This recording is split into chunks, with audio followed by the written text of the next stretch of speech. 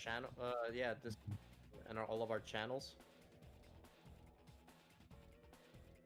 Is Discord already set up to have the live stream linked? Mm-hmm. Yeah, you'll probably have to make a notification for it.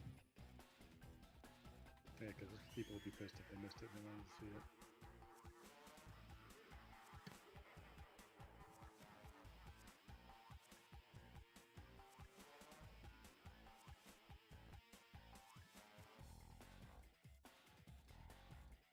I can hear myself through the stream now. Yeah, we're audible.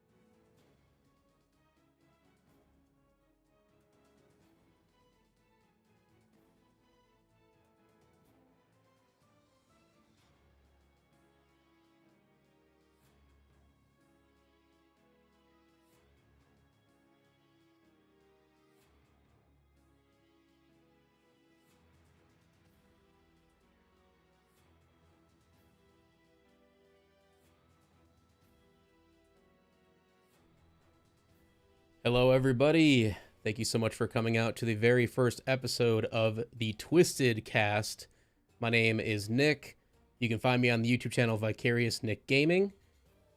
And let's move on to the next guy. And I'm Drew Desidue. You can find me on YouTube at Drew Desidue.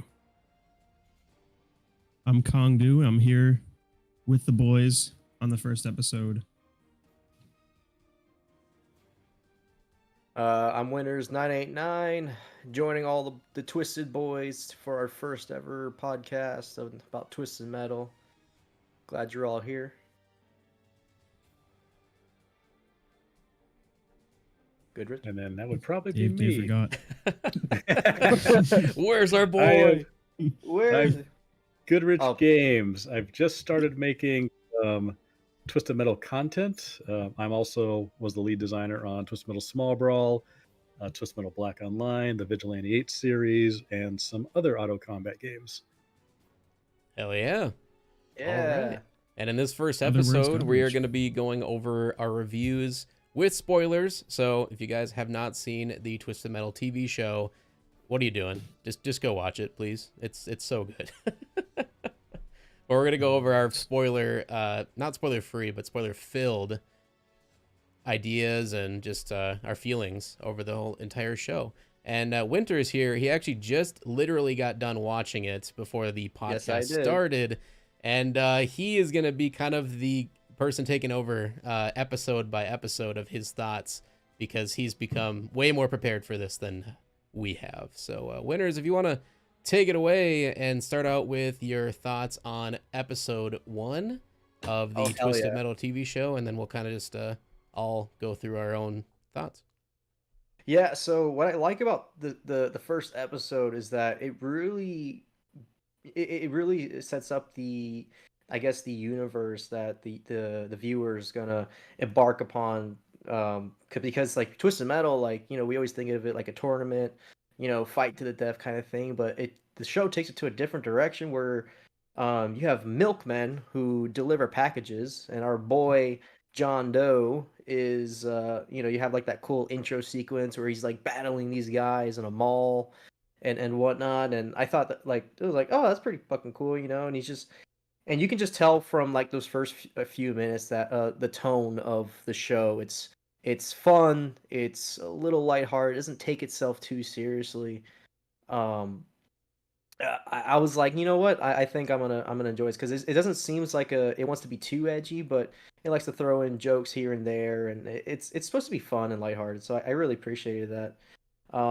So yeah, John Doe, he drives that orange Subaru called Evelyn, and he's, you know, taking packages and delivering them for Raven in New San Fran, which the world fell apart 20 years ago. And, you know, you have New San Fran, New Chicago, pretty much new everything. I've kind of noticed that's the trend for for a lot of the cities in the show. Fuck New San Diego, by the way. And one thing we learn about John is that he's a family of 4, and I put in the note that where's his family, and then we kind of find out that he doesn't remember anything. He doesn't remember who his family is. He doesn't know where he came from. It's pretty much a blur, and really, you know, he finishes a package for Raven, and he gets an offer from her, basically kind of giving him a sweet deal of saying, hey, if you get this, you know, delivery package from New Chicago and bring it back, you'll have the life you always wanted. And I kind of put in there that Roadkill, or we don't call him Roadkill yet, but John Doe, he's looking for, you know, a life of peace, because he doesn't really know much else after being a milkman for so many years. Right. Yeah, I thought the way they set up the universe in the first episode was really awesome. And it introduced us a lot of characters. You had Outlaw, Agent Stone, which I think he was freaking awesome this whole series. Mhm. Quiet, which I put as Shadow. John Doe, obviously John Doe, and yeah, and Raven's not who she doesn't, you know, she's not who she says she is in terms of her intentions in that first episode. Yeah. Wait, what? Spoilers alerts. Already Bro. get it. Hold up. Oh, I was supposed to watch this? No, I'm kidding. No, I watched it with you guys. I'm watching it right now through just listening to you guys. That's how I'm Yeah. watching it. 10 days, John, is pretty much. Yeah, I like how they set it up that way. So it's like one episode is a day, Yeah. Yeah. like per day, and then that's the whole delivery sequence, which is nice that it's set up that way. And it's also nice that Raven lies to John as well and just hoodwinks him, like lying to him, pretending that like he's gonna get this awesome life, and he's like not actually gonna get that life. Right. Yeah, I don't know. It's wonderful. The first episode for me, I think, looking back at it, and especially I was thankfully able to watch the entire series a second run through. And on my second time through, I enjoyed the first episode more than my first time viewing it. And I think the reason for that was like, I don't know, it threw so many jokes at you so quickly, like these little weird quips, that for me it was a little bit off-putting. It almost felt like forced in a way. I don't know if that's the right wording, but it might have been the delivery from Mackie as well. It just didn't fit right at first. And then it was more as the show went on, like each episode, I kind of enjoyed his performance more and more, and the jokes kind of felt more natural. They didn't feel forced. And same with like, again, I knew it was going to be a dark comedy going into it, but I didn't know it was going to be like boom, joke, boom, joke, boom, joke. I thought there was going to be some action sequences and some serious moments. And they do obviously have that throughout this whole show. But it is by far like 99% a comedy. Like it's joke after joke. So if you're not a comedy person, it might not really fit to your style as much as if you're more of an action head or something like that, which I think a lot of people going into the show kind of expected that more than to be more of a comedy. But I was still pleasantly surprised by the end, just because I think the jokes, for me at least, they landed at least 9 out of 10 times. Yeah, I I can't agree really think of any with the comedy singles. being great. But one thing I would want to say for it being a dark comedy was that the darkness, like the drama stuff and the comedy were separated Mhm. entirely. I felt like the jokes were either really silly and great, and then the dark humor was like haunting sort of stuff. It wasn't, they didn't really mix the darkness with the humor as well as I thought they could have, the way that say Twisted Metal 2 had.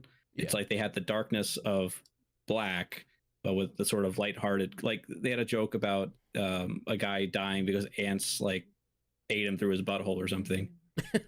It's just absolutely absurd. It's a great joke, and then they made a callback to it later on. Yeah. And so I love the humor. I just kind of wish a little bit like the humor could have not been so separated from the universe. It felt very distant from, like, they had this very serious, well thought out world, but then they just kind of like dropped like a bunch of sprinkles of goofy bullshit on top. Mm-hmm. I just wish it kind of mixed a little bit better, in my opinion. Yeah, I Yeah, can definitely agree to that. I can see that. I was surprised with how much violence they stuck in there. Decapitations and heads being blown up. I was Oh just like, yeah. all right, well, we actually have an adult version going on here, despite the funniness of a lot of the jokes that they were doing. Yeah. What did you think, Kong? Of the first episode, Yeah, and Yeah. I guess just I overall. mean, it was. I think it started off kind of slow. Mhm. It's like I was expecting it to be a little more. Like I'm trying to find a right way to word it. Like a better hook. Yeah, at the beginning, because it's like it's much better as your second time around. Yeah. I know they're trying to establish the character, obviously. Like, of course, like they want to build the world out. So I was like, when I first watched it, I was like, I don't know how to feel because I get, I enjoyed the part where obviously we don't know he's getting like lied to by Raven yet, and they're establishing all this stuff, and then you're seeing the life of Quiet and John Doe at the same time, kind of like stuff that's going on with both of them, and I feel like they should have just like stuck with just one character, and then introduce Quiet into the next episode Yeah. instead of having both of them in the same episode. And I think that can kind of, because I think the overall theme you're going for is like it felt rushed in a little bit, especially you're trying to get these characters to Yeah. flesh out and have character arcs throughout the series. But the fact that it's only 10 episodes and they're 30-minute episodes in a world where literally every show nowadays is like an hour minimum, it just per episode, I should say. It just seems like I think a lot of it had to be rushed in a way, and for what they did, I think they did a good job with it for what they had. And a lot of that could have been budget restraints too. But I think I agree with you though that the first episode felt rushed in a lot of ways, like kind of just throwing these characters at us and kind of just making you feel like you have to enjoy this person even if you don't know who they are yet. And that's why, yeah, second time through, it's fine. I enjoy the first episode, but first time viewing, I'm just kind of like, all right, well, let's get to the next episode and maybe it'll get better. And it does. Yeah, like the first episode, it does a good job kind of building the world that we're about to step into. Mhm. But as you go through the series and you kind of look back, like episode one kind of feels like the weakest in terms of like pure enjoyment and action. It's just like you're watching Twisted Metal and you're like, I just want to see shit blow up. I want some cool shots, cool stuff, and everything. And in the first episode, at least what was running in my mind, I'm like, I'm hoping the show will be good. I hope it gets good. I hope it gets better. Mhm. And like every episode, I'm like, yeah, they're fucking nailing it. Like I felt it felt like every episode I was just liking the show more and more and more, and until where I'm kind of skipping, but we got to the end. And I'm like, yeah, fuck yeah, like this is they done a for a video game adaptation, turning into a series. They did a really good job, and I just finished, so I'm like I'm still like feeling it right now, but I'm like, fuck, this is like pretty cool. Yeah. Yeah, I definitely feel you. And I agree 100%. And I guess moving on into episode 2. Yeah. So episode two, so it kind of leaves off where Quiet and John, after Quiet joins John since her brother died, because of Outlaw, they get to, I guess, to Vegas. I almost call it New Vegas. Sorry, Fallout. But they get to Vegas and they meet our boy Sweet Tooth, who is, um I think he kind of comes off as a goofball, but he is extremely unpredictable, and that part I felt like they got it really well Yeah. for Makes him for this. horrifying. Yeah, it's because it's like you almost think of him as a gullible oaf, Mhm. but this guy will snap your fucking neck and not feel bad about it or feel jaded at all. There's a lot of references on this one where John and Quiet get stuck into into that casino, right? And fucking Sweet Tooth with his silly ass performance, putting on his Twisted Metal 3 outfit, the Twisted Metal 3 suit, fucking big ass blue bow tie. I'm pretty Yep. sure Jackie loved that one, and he's just dancing around like it looked like one of those like he was performing one of those training videos of like when you work at a place for like the first time, like a workplace training video. But like I love the references. You see, he's from Blackfield Asylum with the Marcus Kane. I think it was a blanket or a jacket. I can't remember. And he loves Skittles and Fox Eagles. Let's see here. Harold. We meet our boy Harold as well. Harold the paper bag, which is Sweet Tooth's friend. Let's see here. And I love how Harold is set up in a different kind of scene every time. Like Yes. one time there's a drink Always in front of wonderful. him. Other time His there's a little gun drink. He in drank front his of him. drink. Harold, the way they treated Harold reminds me of fucking Plank from Ed, Ed and Eddie. Yeah, literally. It seems like it took inspiration from that in some way. 'Cause Yeah. that's basically what the character is, just like a non-sentient being, but they're giving it life. Yep. Yeah, in some like way. yeah, and and Sweet Tooth, I feel like he has a bit of a backstory that I think they did well as well with everything else, is that he has parental issues, and my favorite joke from him is this is the Q&A where I ask the Q's or kick your A. And so like Quiet and John are like, oh, what the fuck do we say? I thought the tension there was like really good because you can just tell like Sweet Tooth is gonna kill him if they fuck up, in Yeah. which Sweet Tooth appreciates honesty. So and also I also like this quote as well. I'll make you shut up and bleed. He made that reference Mm-hmm. to Twisted Metal Black.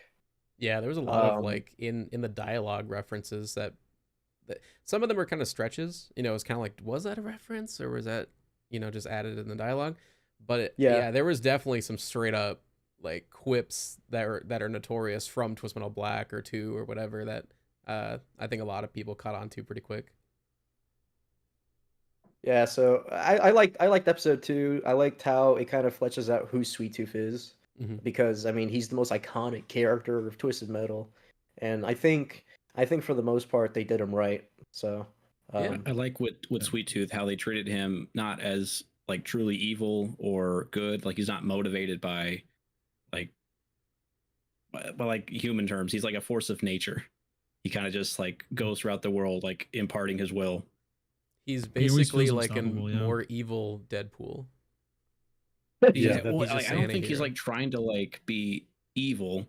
I Mhm. think he just is. He just is Sweet Tooth. He's his own morality system. Yeah. It's just a great writing for like a psychopathic character. Because in the Right. games, Oh, he's yeah. basically he's just a one-dimensional. Like, I don't care. Like with the games, he's a boring ass character. Like Yeah. he is. He's No, a he boring is. character. He's literally just a Yeah. one-dimensional character with no. I think if substance I at were to all. rank the Twisted Metal Black stories, from worst to best, I would probably put Sweet Tooth as the worst because he's not even a character. There's no growth or change. It's just Yeah. I'm a serial killer clown whose head's on fire. kill. I don't must want my head to be kill. on fire. Okay, maybe I do because I want to keep killing. Like there's no Kill. growth. There's no development there. There's no arc. It's just I am this. So so wait, Drew, Yeah. are you saying right now that ATV in Head On is a better character than Sweet Tooth? Ooh. I think so. Yeah. I think yeah, because at least ATV went out was, of the was lab interesting today. and fun. I would watch that ending 10 times in a row before I watched Sweet Tooth's That's once. fair. Yeah, that's fair. So in the show, you're basically saying Sweet Tooth isn't evil; just his actions are evil. Yeah. Right, yeah, because we're human observers watching it, but I think from his perspective, there is no morality. Mhm. There's no he just is. Yeah. I do like how everybody knows who he is, and they're afraid to go into that land. Like he has done a lot of stuff up to this point Mhm. that the entire universe knows about. Well, and we find out that what he's done up to that point is just like hole up in a casino, like showing out like the TV you have in like your hotel room, like whatever it defaults to when you're not watching television, like that standard video. He's just like he's reciting that for an audience of whoever he captures. That's what he's doing. That's what everyone's afraid of. Right. I love it. Also, the Skittles that he loves. It took me the second time around to notice, but like they're not Skittles. It's just a handful of loose pills that God knows. Oh where he's shit, were going. they? You didn't notice that? No, I didn't. That's- Oh fuck, I didn't notice. They're all Like, psych it's just meds. a That's neat little- hilarious. they didn't Yeah. draw too much attention to it, but I like it just kind of shows off, hey, this guy just is insane. He has no bearing on reality whatsoever. Right. Taste the rainbow, see the rainbow.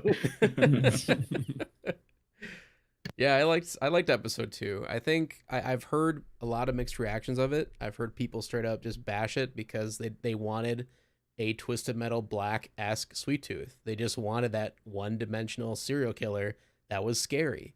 But I would highly disagree with them. I like this more in-depth character that isn't straight up horrible, evil, insane, yes. But there is times where you're like, okay, I maybe could have a beer with this guy. But then all of a sudden he snaps and kills somebody or does something where you're like, never mind, stay away from me.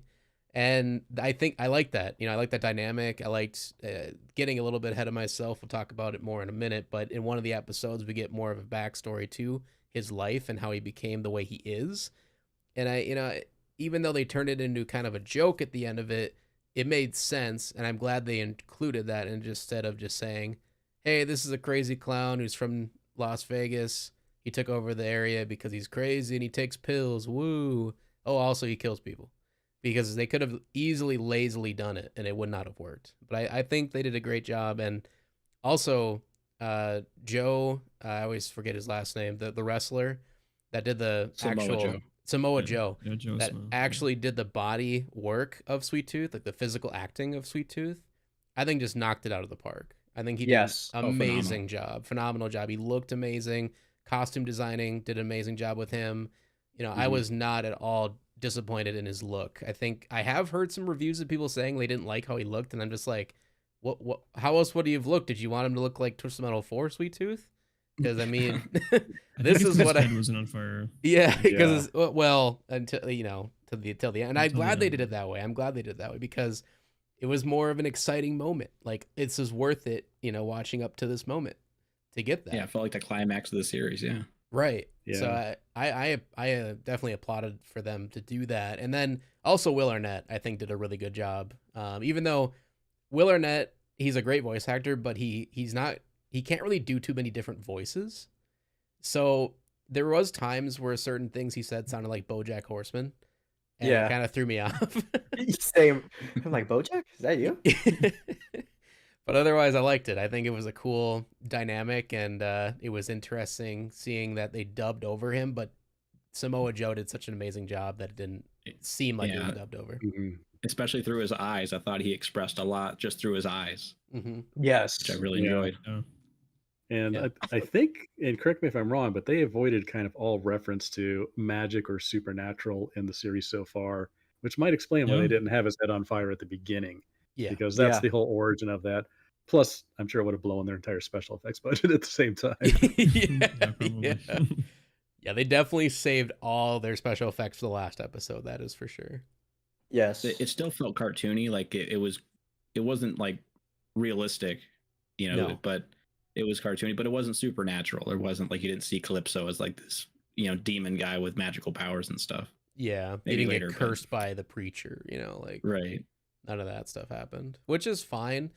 There was a little part of me that kind of wished that happened, but you know, I think they did it their own way, and I think it paid off. What, the preacher killing the people in the church and all that? Oh no! In the show, like the way they portrayed Sweet Tooth and with the fire at the very last episode, I think they did it. Oh, yeah, yeah. Yeah. So yeah, I guess moving on to episode 3. Yeah, so episode 3, The Nth Law, kind of goes back to 2002, where you kind of see from Outlaw's perspective how everything kind of went to shit, and you really see a Agent Stone that is not so tough. He's kind of more of a piece of shit, like typical mall cop asshole Coward. who Yeah. yeah, like a fucking. It's like oh, I'm gonna write you a ticket. I'm the law. It's like fuck you, dude. And I like it because it's just like he's like drinking in his fucking house, and even his neighbors don't like him. So that kind of already tells you a little bit about his character. Mhm. Let's see here. Mike and Stu, gotta love Mike and Stu. They're surviving, trying to do their best. I think they're still security guards for Outlaw after they got their asses saved. Yep. Which Outlaw Mhm. recruited them for them to join his cause. Stone, instead of building a wall, he wants to build a dam. So he's like, I'm gonna build a dam. And I'm like, not to get political, but like I thought of those Trump rallies, like I'm gonna build a wall. I'm like, what the fuck? So I don't know. I just found that kind It of could have been funny. a play off that, honestly. Yeah, It- could yeah, have definitely probably. been. Basically. Yeah, I think it was. Mhm. It's interesting. Like, I mean, you bring up the point that at the beginning, like he was just a mall cop and everybody hated him. But Yeah. man, did his character arc turn him into such a badass in his later life here. I was Yeah. very he finally had impressed power with for the what he first did. time. Yeah. So I Never do really feel had like he power built that before whole then. empire Mhm. based on like his own insecurity, like his own like broken sense of justice, and like how he, because of his past, with that incident at the shopping mall, the restaurant, Mhm. whatever it was, with Right. the terrorists, quote unquote, inside. Yep. And I feel like from that moment, he's like, okay, the law is the only way I can justify what I did. So I'm gonna like make my whole personality the law, and then it just Mhm. extends out into this awful, awful thing. Yeah. Yeah, like, and I think what I did appreciate is that, Outlaw, he has his own posse, so to speak, and I like how I think they did it a little bit better compared to like Twisted Metal 2012, where you have like their gangs and stuff like that doesn't really feel well explained. But like you hear in the show, it's like Outlaw, he saves people and recruits them for his cause, and that's how he has I don't know what he called like his group of people other than the law, but like I thought it was pretty cool that they actually made that to be believable on how that was kind of approached. Yeah. Let's see here. Mhm. And we kind of learn a little bit more how John is suffering heavily from amnesia, um, with him and Quiet getting tortured all hell, and just I like how they're getting waterboarded and they're making jokes and because Stu's trying to be Barbie music. intimidating. Yeah, Stu's trying to be intimidating, and they're not coming off as intimidating. I think there was like a line that Stu said that he fucked up on, and John's like, Like, if you actually said that right, that would have been badass, but you fucked up. And Stu's like, is like, shut up.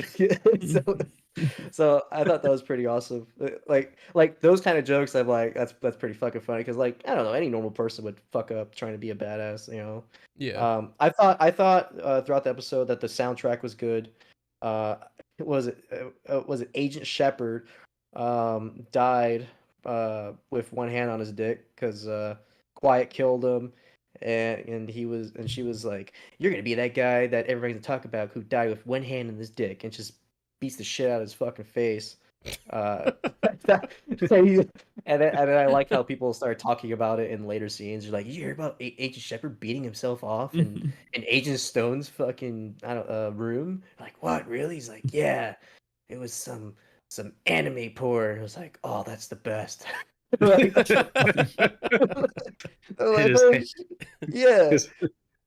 Even though But, he's getting beaten to death, his hand never left position. And that's what yeah. they found doing. and so from that scene we learn that the HQ, like Outlaws HQ, is in Topeka, Kansas. And Stu, I put it in my notes, Stu plus Trunk equals not a good time.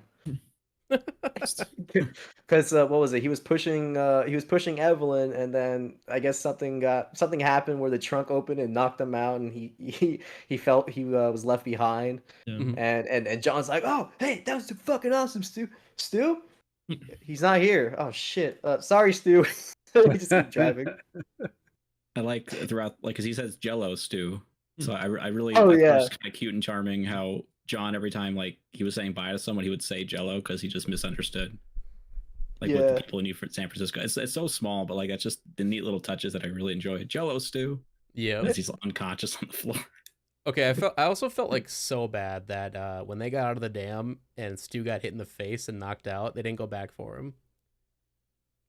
You know, they were out of there. You know, they were Yeah. done with that Kind of place. couldn't really go back for him. Yeah. No, Yeah. They all get It's caught so at that bad. time. I do Yeah, feel I like guess if they that's could have true. gone back, they still wouldn't. I don't know. Well, yeah, because they were supposed to walk the red line where they just basically have to walk to their death, jumping off the dam. Hmm. And Stu had a change of heart, and obviously like they can't go back and save him. There's nothing they can do. So I mean, they're just lucky to be alive. It all worked out. I mean, Stu got a new best friend in Sweet Tooth. He sure What a did. friend to have. The yes brothers. You're a big guy. I'm a big guy. Now we're friends. Now we're Yeah. friends. Sweet Tooth, like every scene Sweet Tooth in, he just stole, just crushed it. He He did. did. Oh yeah, Yeah. it's like every scene that Sweet Tooth is in, like I'm immediately captivated. Mhm. Like I'm just like I'm just anticipating like for him to do something weird or out of the blue, because again, like he's just so fucking unpredictable. And it's just like whenever I saw Sweet Tooth on the screen, I knew it was like I'm gonna have a good time. Yeah. I think for me, like the three standouts throughout the show for like screen time stealing was Stu, Sweet Tooth, and Agent Stone. Yeah, Agent yeah. Stone was fantastic. Thomas Hayden Church, who played Agent Stone, I thought could not have done a better job. Yeah. Just demands 100%. attention everywhere he goes. Mm-hmm. He's got that presence, like that voice that just like Right. It's he plays a believable. villain. Yeah, very Mhm. believable, scary villain. And like he looks iconic. Like he has the nice pressed blue suit with the shades Mhm. and that scowl. Like he just, man, it was perfect. Like, whoever did the casting and the costumes and stuff did a wonderful job. Yeah, 100%. There wasn't a single character Sure. that I thought was like, oh, I don't like that decision. Like I thought they did really well with that. Yep. All right, so moving on to episode 4. Honestly, this one I don't, off the top of my head, remember the main plot of this one. Show me Yeah, this your is This was Or- the aura. rolling caravan one. This was Yeah, this is the where group of the truckers. character who, before we know it's Twister, they get kidnapped inside the trucks. Oh, The that's convoy. right. Okay, yeah. Yep. Mhm. This was the flower power one, right? Yes. Yeah. So yeah, they get was it John Doe and Quiet? They get captured by the convoy, which was what they're called. We find out that Watts. I can't remember if they established her first name. If it was Amanda Watts. They did. But I know Yeah. they did. Okay, it's like because I just wrote just Watts. So Watts, I think Watts was really well done. Like it's different than what we got before, where it's like I just want to save my sister. No, it's like it's. I think the actor did really well. Like she's kind of freaky, Hmm. but like she comes across like she's really fucking cool. Yeah. I really enjoy like watching her act. And because we learned that Watts and Flower Power they had a thing, and ultimately they get back together by the end of this episode. But I thought the semi truck convoy was just fucking cool. What was it? The book that the granny had, like Granny's like trying to be like Granny Sutra. yeah, it was I like yeah, and you see like Granny Sutra and Quiet's like what the fuck, Yeah. and so yeah, I thought Granny was really cool. But really, all that happened in this episode is John and Quiet. They're just getting the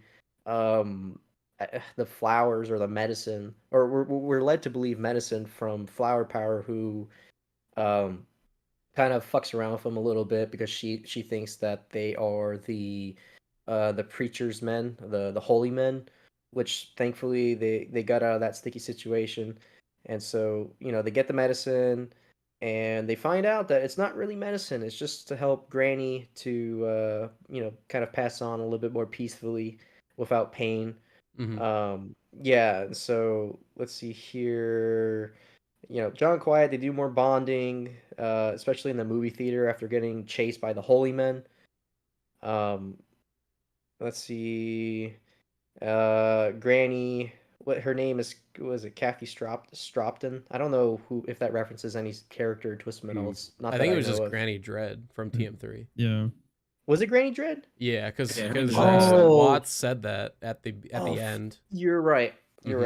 right. Yeah, But I feel I like missed that. during like she was giving the speech to everyone as part of like the funeral. I think she did say, before the fall, her name was blank, but Yep. now Yeah. they know her as Granny Dread.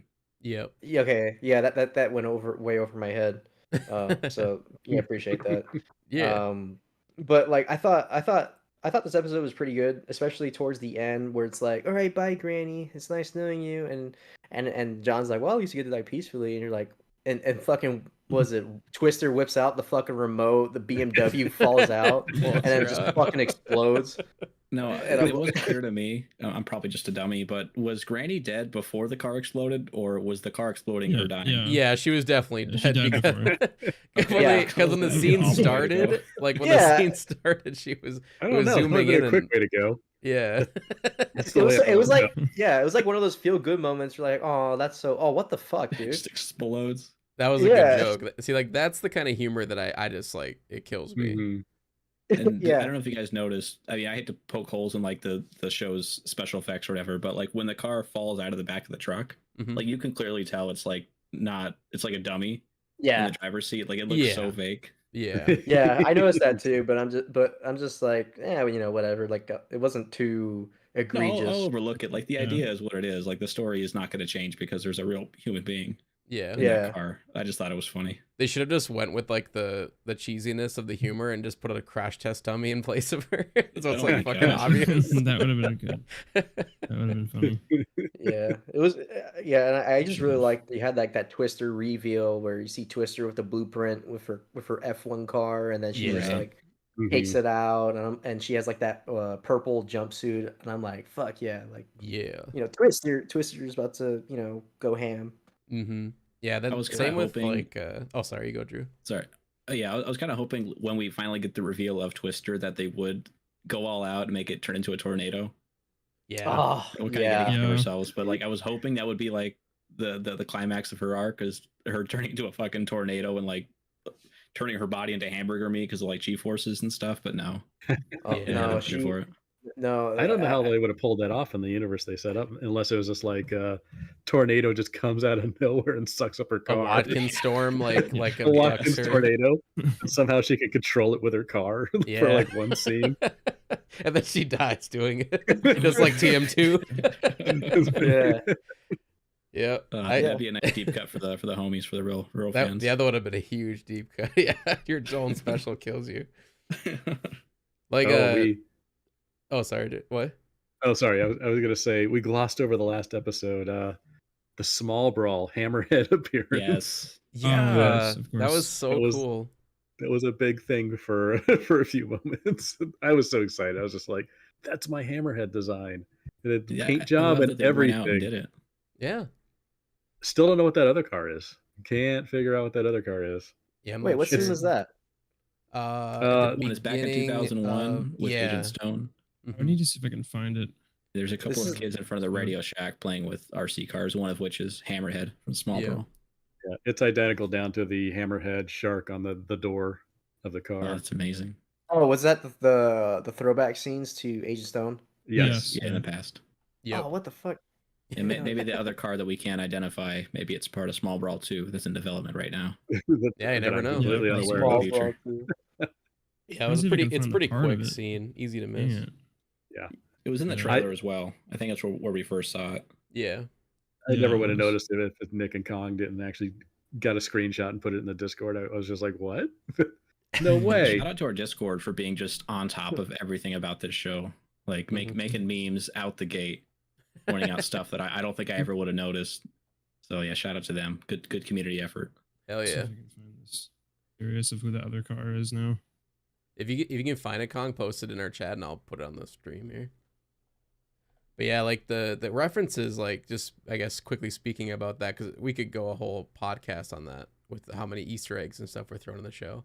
And I think they did an amazing job with the fan service in the sense of not confusing people who aren't fans. So like anybody could watch the show and enjoy it, even if you've never played or heard of the games.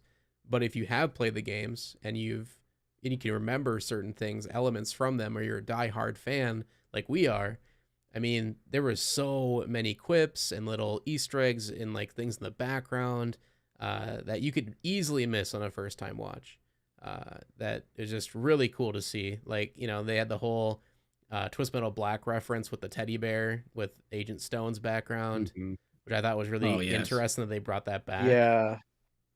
And then, you know, they obviously had the Small Brawl reference. They had another Small Brawl reference at the end that Dave didn't even pick up right away. I did not. With like how the entire mission was just to get ice cream for Raven, and then immediately I'm like, you did all this for a little ice cream, like from the ending of Small Brawl with Yeah. Sweet Tooth. I was like, that's Yeah. literally there's no way Yeah. that's a There's coincidence. That had definitely to a have been a reference joke. to it for sure. Mm-hmm. So that's cool. I'm Thank you just for glad they they paid homage to the fans as well as they wanted to include everybody to have fun with it. I'm surprised just how, because Twisted Metal as a world and story is like complete nonsense chaos. Mhm. So for them to build out their own world but mix in every, because just Twisted Metal as a series with no consistent tone. Like there's some games that are children playing with RC cars. It's Saturday morning cartoon goofiness. There's Twisted Metal Black, which is this pitch dark world that's supposed to horrify and intrigue you. But they're able to mix all those things together into one cohesive package, and I thought that was super duper impressive. Yeah, 100% agreed. Yeah, I just went back to that episode with the cars, and I'm like, Yeah, oh, I fuck, put yeah, I put you're it right. in. It's Oh, blurry, right. unfortunately, but Yeah, the it's car was moving the whole super time. easy, super But this- easy to miss.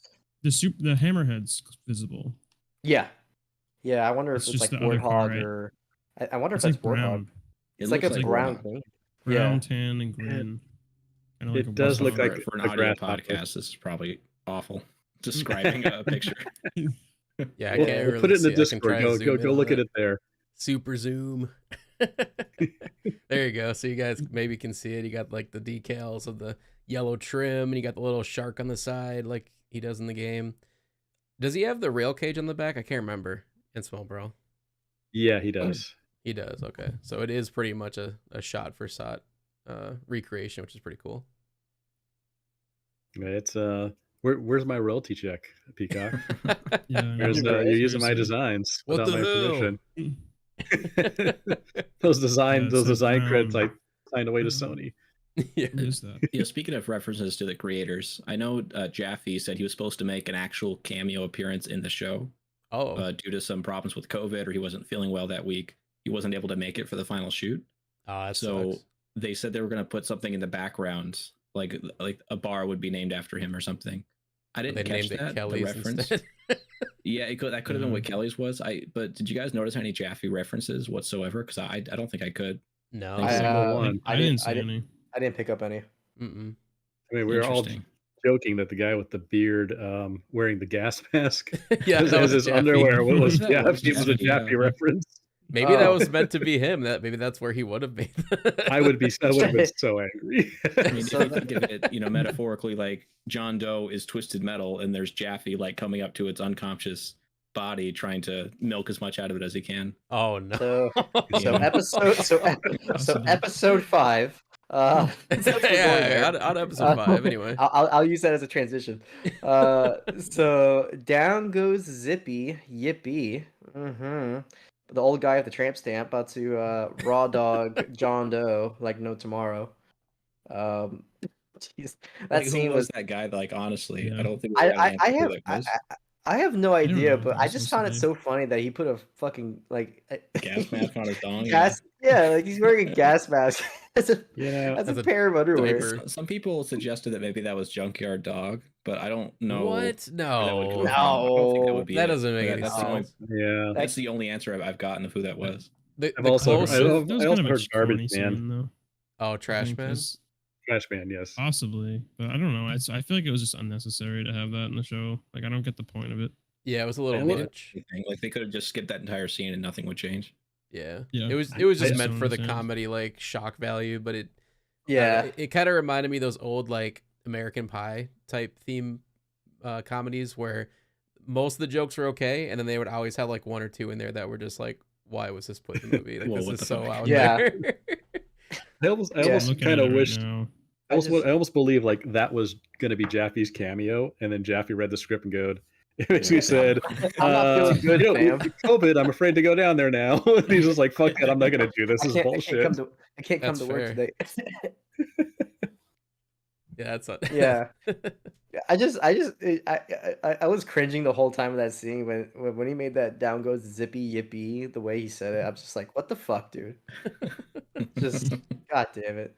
But in that episode, we get introduced to Jamie and Carl Roberts, working under Outlaw, basically tasking to get Quiet. I can't remember if it was to kill him or capture him. Yeah, and we cut to Sweet Tooth kicking ass. I believe this is where he goes to the dam Mhm. where Quiet and John Doe escaped from, and he just puts a fucking grenade in the guy's mouth, doesn't give a shit, and just drives off. And he's like, Yeah, that "Hey, was careful cool. with that." Let's put a pin in that. Yeah, like let's put a pin in that. Like that was nice. I was like, that's solid landing. And yeah, Sweet Tooth just rip and tear, man. Like just put some fucking Doom music on. Like he was Mhm. just straight up being complete savage. And we could see that Stu kind of saved Mike from Sweet Tooth, where Sweet Tooth was like, "Hey, who's over there?" And he's like, "Oh, nothing." And they just walk away. And was it Sweet Tooth only like Skittles? Because Stu was like, "Oh, I found Mike and Mike and Ike's," and Sweet Tooth was like, "Nah, I'm good." The amount of Remember times the that need for Stu that. saved Mike was insane. He Really, also had a high them, C shirt.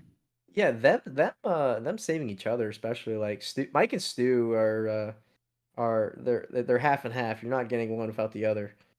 Mhm. So let's see here. Well, I felt like see. Mike in general just was not a good friend. Like very looking out No, for he was- himself. he was while a Stu piece the of whole shit, time honestly. was just I Yeah, don't know could. why Stu would forgive him in any way. Mhm. Well, it's because Mike's kind of saved Stu from Outlaw, from Agent Stone, when they were in that sniper scene, and Yeah. they were kind of being put under the test, and Mike Yeah. shot for Stu because Stu was kind of choking a little bit. And so it's like it could, does Stu seem more of like the guy to kind of watch Mike's back? Yeah, I could see that, but I think they both are watching each other's back, whether they Yeah. want to admit it or not, when it comes down to actually making the decision. Because I will also add that when Stu got caught in the dam, Mike didn't shoot him. He just Right. captured him.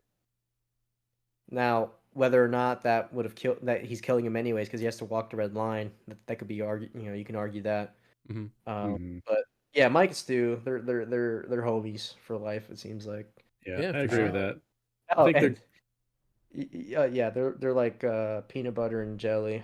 Can't have one without the yeah, other. I feel like they are good friends and that Mike and Stu are good friends to each other. They just don't realize each other's limits that they're willing to go to. Like Yeah. Yes. he's just Right. confused, like, why don't you shoot this yard trash that's stealing from this truck? He doesn't realize his friend has a deeper conscience, and I think they need to fully explore that friendship. But I think in the end, the fact that they're still saving each other and hanging out with each other at the end of the series kind of proves that they were best buds. Yeah. I was secretly hoping for a scene for them to just jump in a fucking monster truck and just go crazy. Me too. I Yeah. was I was I was highly anticipating it because just seeing two bros just don't give a shit. I'm really hoping like in the next season, Yeah. once we get to that topic that they have the hammerhead finally. Yeah, for sure. But my favorite scene was when Sweet Tooth kind of recruits Stu and they're like, oh, my name starts with S and your name starts with S. We're both big. I'm big. You're big. And so like you see Stu, he's like hopping aboard Sweet Tooth's truck, and Sweet Tooth's like, oh, hey, Harold's got a shotgun. Yeah, And you're Stu's right, like, what bitch. the yeah, you're right, bitch. And Stu's like, what the fuck? And like you just see the paper bag, like Harold just a seatbelt strapped on. That was one of my favorite lines. That was so good. Yeah. One thing I will say about the episode, though, I guess it's not even just this episode, but it's Carl and Jamie, right? That's the two. That's Outlaw. Yes. Yeah. Yeah. Yeah. Mhm. I felt they were the weakest, like, actors in the show, as well as like just I didn't like the portrayal of their characters. I kind of wish there was more to them, I suppose. I agree. Yeah, they They were felt supposed to be shoehorned and just to fodder, though. like say, oh yeah, they're fodder. Yeah, they Mhm. didn't really have Yeah. a point. There's no character. Yeah, Right. that was going to be my point too. Is they didn't have the first 3 episodes to really introduce them. They were just jammed in there. It's like, oh, it's Outlaw. Yeah. Yeah.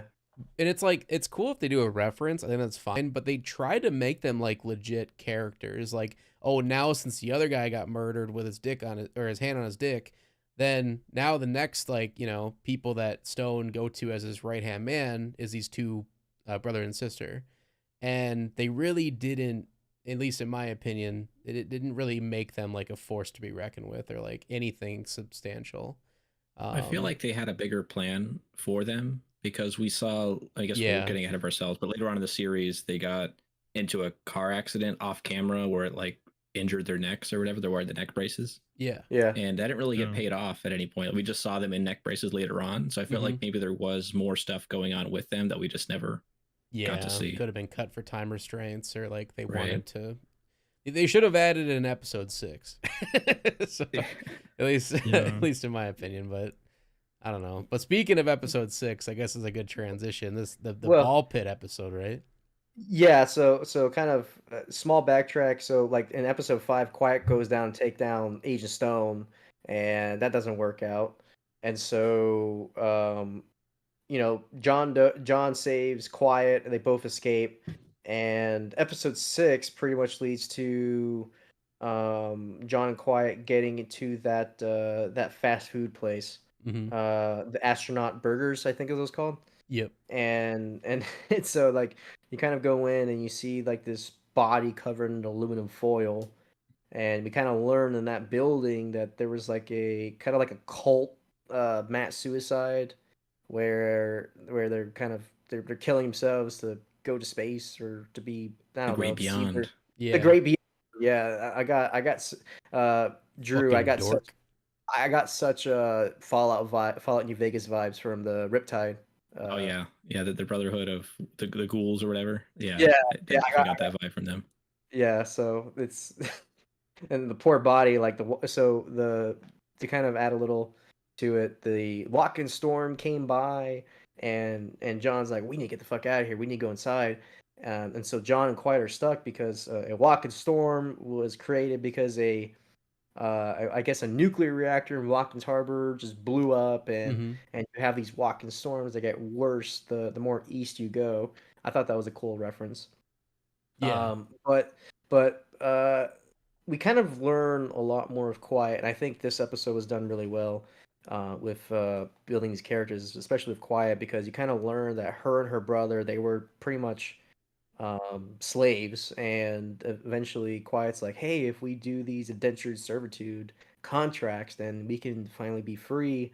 And come to find out that they will not be free, and they've been mistreated because these people that they're serving under, they cut body parts and use them as jewelry, which is extremely fucked up.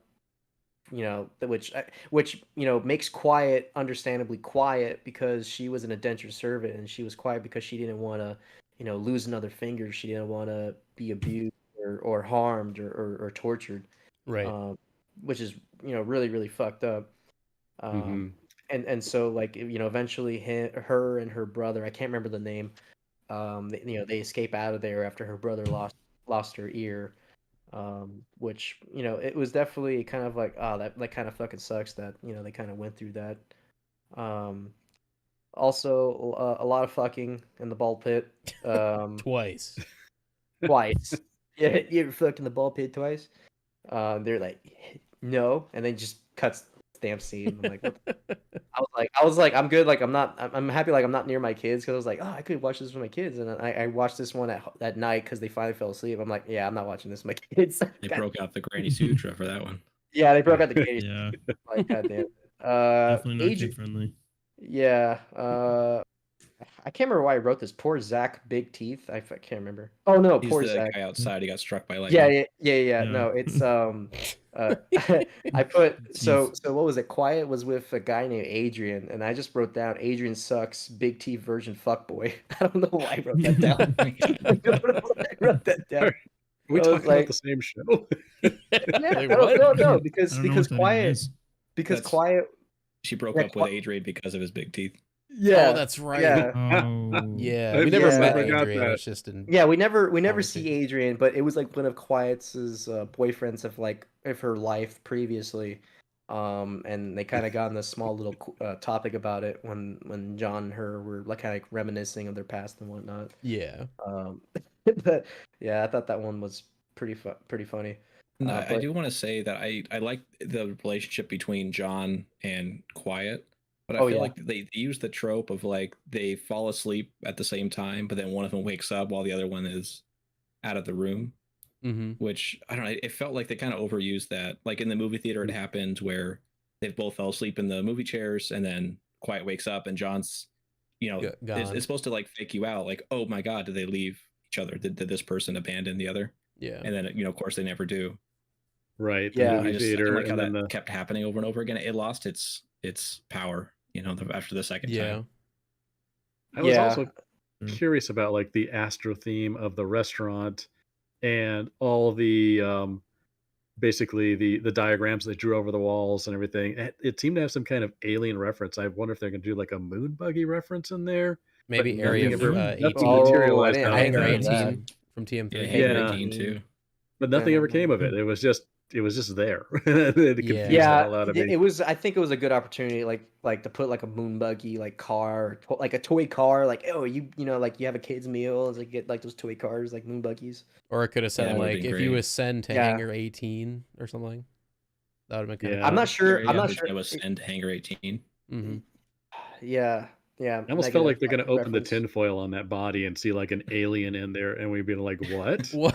What the hell's going on here?" But instead, like, you don't even see. Is what that happens. It's just like, Jeffy? Yeah.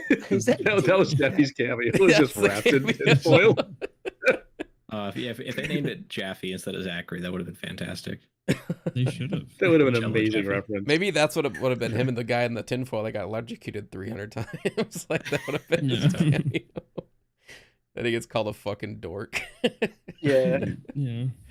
Yeah, Oh. I think my favorite scene in this one on this episode was John started finally breaking through with Quiet, and Quiet's obviously just big sad with her brother dying, and John's like, you have to let it go, and she's like, I can't. Like that was a really like sad scene where Quiet is Yeah. disturbed by her past, and John is just trying to comfort her and help her as best as he can. And I really did enjoy that, because I really felt like that's a scene where obviously Quiet's going through trouble, and John does deeply care about her, and they're finally both kind of trusting each other more. I thought that was a really well acted scene. Yeah. I was pretty not entertained, but I thought that it was really well done, really well executed. It was a great moment, and I thought that it was a little heavy handed, but I liked the way that they dispensed like that moment where it wasn't them having a direct conversation as they were, she's trying to make food and the propane tank was out or something, so she Mhm. tries to move the new propane tank herself, and that sort of was a metaphor for what she was going through. Is I can't do this thing on my own. I'm trying to accomplish this thing and grow from trauma, but I need help to do it, and that she found John. John can help her. It was very heavy handed that he got to help her let go, move that propane tank. Yeah. But it was nice. It was a nice moment. Mm-hmm.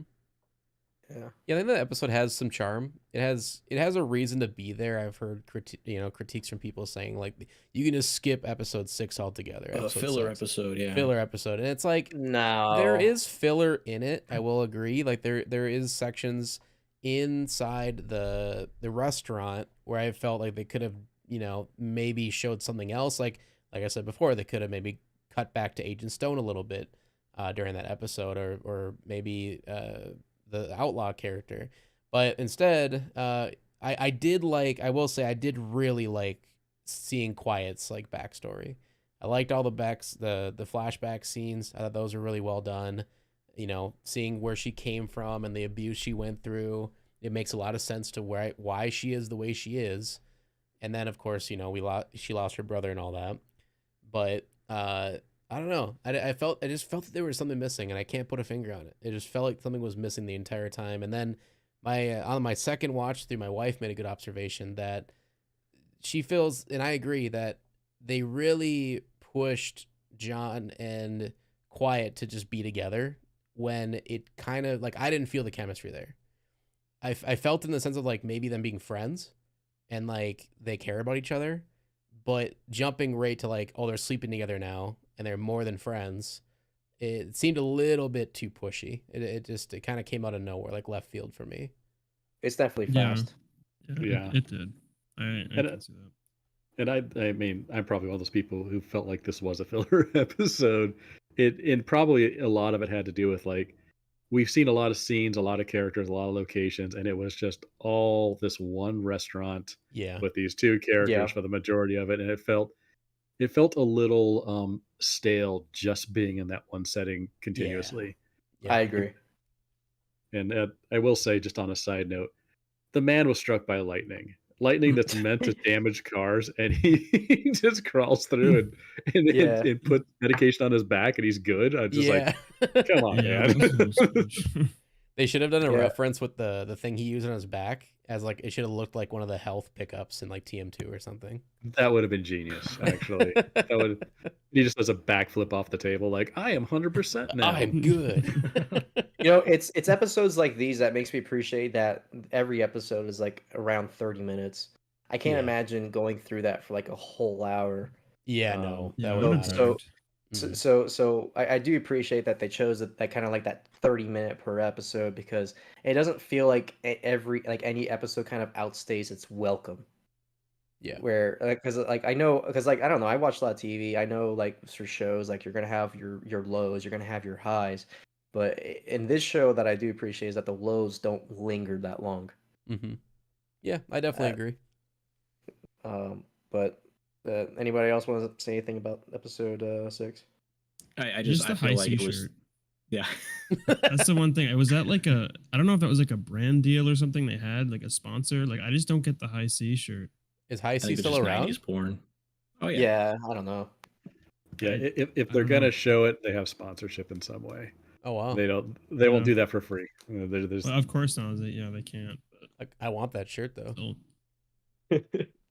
Yeah, Like, high where C is it? A shirts are couple gonna go episodes. off the charts. Buy high C Couple stock episodes. right now. Yeah, buy High C mean- stock immediately. IC was the bomb back in the 70s and 80s. It was, yeah. Yeah. I almost wish he wore a Kool-Aid shirt, and then he just like burst through the wall at the end of that scene. Yeah. Oh yeah. Yeah. Okay, I think we can move on to episode 7. Nut House. Yeah. Nut House. My favorite episode, Yes. I think, other than like the last episode. Oh yeah, I like this episode. I'm trying to remember. Okay, so yeah, so we see that Marcus Kane, he was a child actor, or Marcus Kane, Sweet Tooth, um, and we kind of learned that in that intro in the episode where he makes the comment that, oh, you're not my real dad, and I guess I can't remember his name, um, but the Sweet Tooth's dad-in-law or stepdad, whatever. He kind of says, "Well, oh, well, your dad worked. You would have been in that sleeping in that taxi, and your dad would have went to jail," which kind of references to Yeah, great reference to Charlie Kane. Yep. Charlie Kane. Yeah, that was a good reference that I appreciated. And we kind of see a little bit that Marcus is already kind of going through some trauma in his head because he's put under this immense pressure to be a prominent child star, and we see that we see Harold before he was Harold, and we see the Skittles that Charlie was eating, Yep. or I'm sorry, Marcus, and he's like, "Tell that to my Sweet Tooth," and the joke just fails to land. Which is Um, funny, like that would be the reason he would go by that name later in life. If like Yeah, that's the line that didn't work. Yeah, it's him failing to live up to his parents' standards that pushed Yeah. him over the edge, and he killed the dog Billy. Yeah, that was fucked Um, up. Yeah, I- awful scene. Yeah, I think that was with a- sewing needles, which I thought was a great. So you learn he's named Sweet Tooth because of that failed line, but also that he's Needles Kane because of the The needles, needles that he used. yeah. Which like I can't remember later in the episode when Stu and Sweet Tooth are back in Blackfield Asylum, you see the reference of Needles Kane where the newspapers yeah. the public actually called him Needles. Right. Yeah. So it's like, oh shit, like, Mhm. that's how we got the name, was because kind of the public labeled him that way. Yep. And I didn't Um, notice it right away, but in the background of like while they're filming that show, out the window in the background, you can see the ice cream truck there. Yeah. Yep. I noticed was that pretty too. cool. So I shit, think- I didn't even notice. Yeah, the Yeah. killing the dog. I don't know if they went this deep a cut on it, but I believe that might have been a reference to Twisted Metal 1, where they had the ability to run over dogs and people. And during the focus test, people complained so much about running over the dogs that they Yep. pulled that from the video game. That's right. And That would be when I was interesting. when I was making Small Brawl, Jaffe told me that. He's like, "You can't run over dogs. People are okay, but not dogs." And I was like, "Noted." It would definitely make sense Yeah. because it's just out of all the things that triggers fucking Marcus as a goddamn dog, because the crowd just like, it's so stupid. Like the crowd like sees a dog like, oh my, and they just start clapping. I feel like like- to his paw, they lose their fucking mind. Yeah, Yeah. it's like, what the shit? I feel like what they could have done though, like so if it was a direct reference to what Dave was saying, that it was, they in the focus testing, people didn't like killing the dogs, they took it out.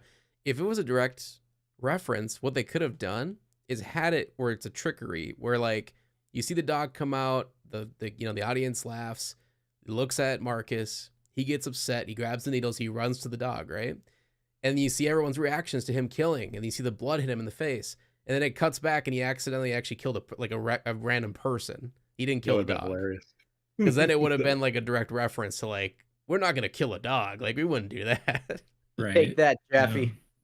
I Or like just- that after he killed the dog, where like he looks at the camera with that smile, like that iconic Sweet Tooth smile, with like even Mhm. with one eye like sort of. Yeah, Covered that up. was a good I detail. thought that was really nice Yeah, touch. Mhm. yeah. Line. Line. But probably the best scene ever that Nick made a short on that I just fucking love is like, they get to Blackfield Asylum and Sweet Tooth's like, Harold, you're in charge. Like, The gun. it's like a Harold with a goddamn gun.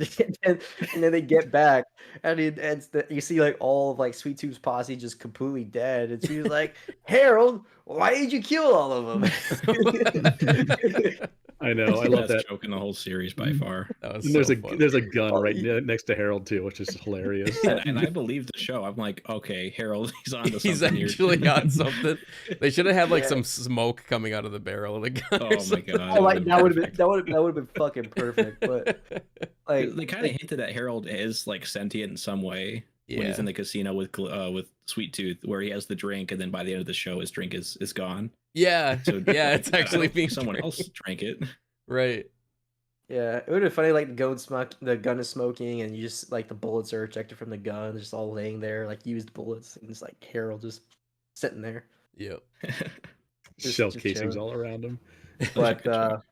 I will, but let's also get into this part that I do like is the going into the nut house. Yes. Three, Nut was it? house. Yeah, which I'm Three pretty months in the sure. Nut House. I'm pretty sure this was Kong's favorite fucking part of the whole series. Is we see Pizza Boy, Yeah. drag queen, Yes, yo, my fucking boy. Pizza Boy, yo, he stood out like a fucking sore thumb. Like everybody, like it's hot the as jacket. dick. The It's jacket. the fucking red jacket, yellow hair, glasses, like that. Like it was so obvious. Like Pizza Boy right there, and like the fight scene. That's like John's trying to punch him. It's like what the fuck's in this jacket? Like I can't hit. Like you can't even hurt.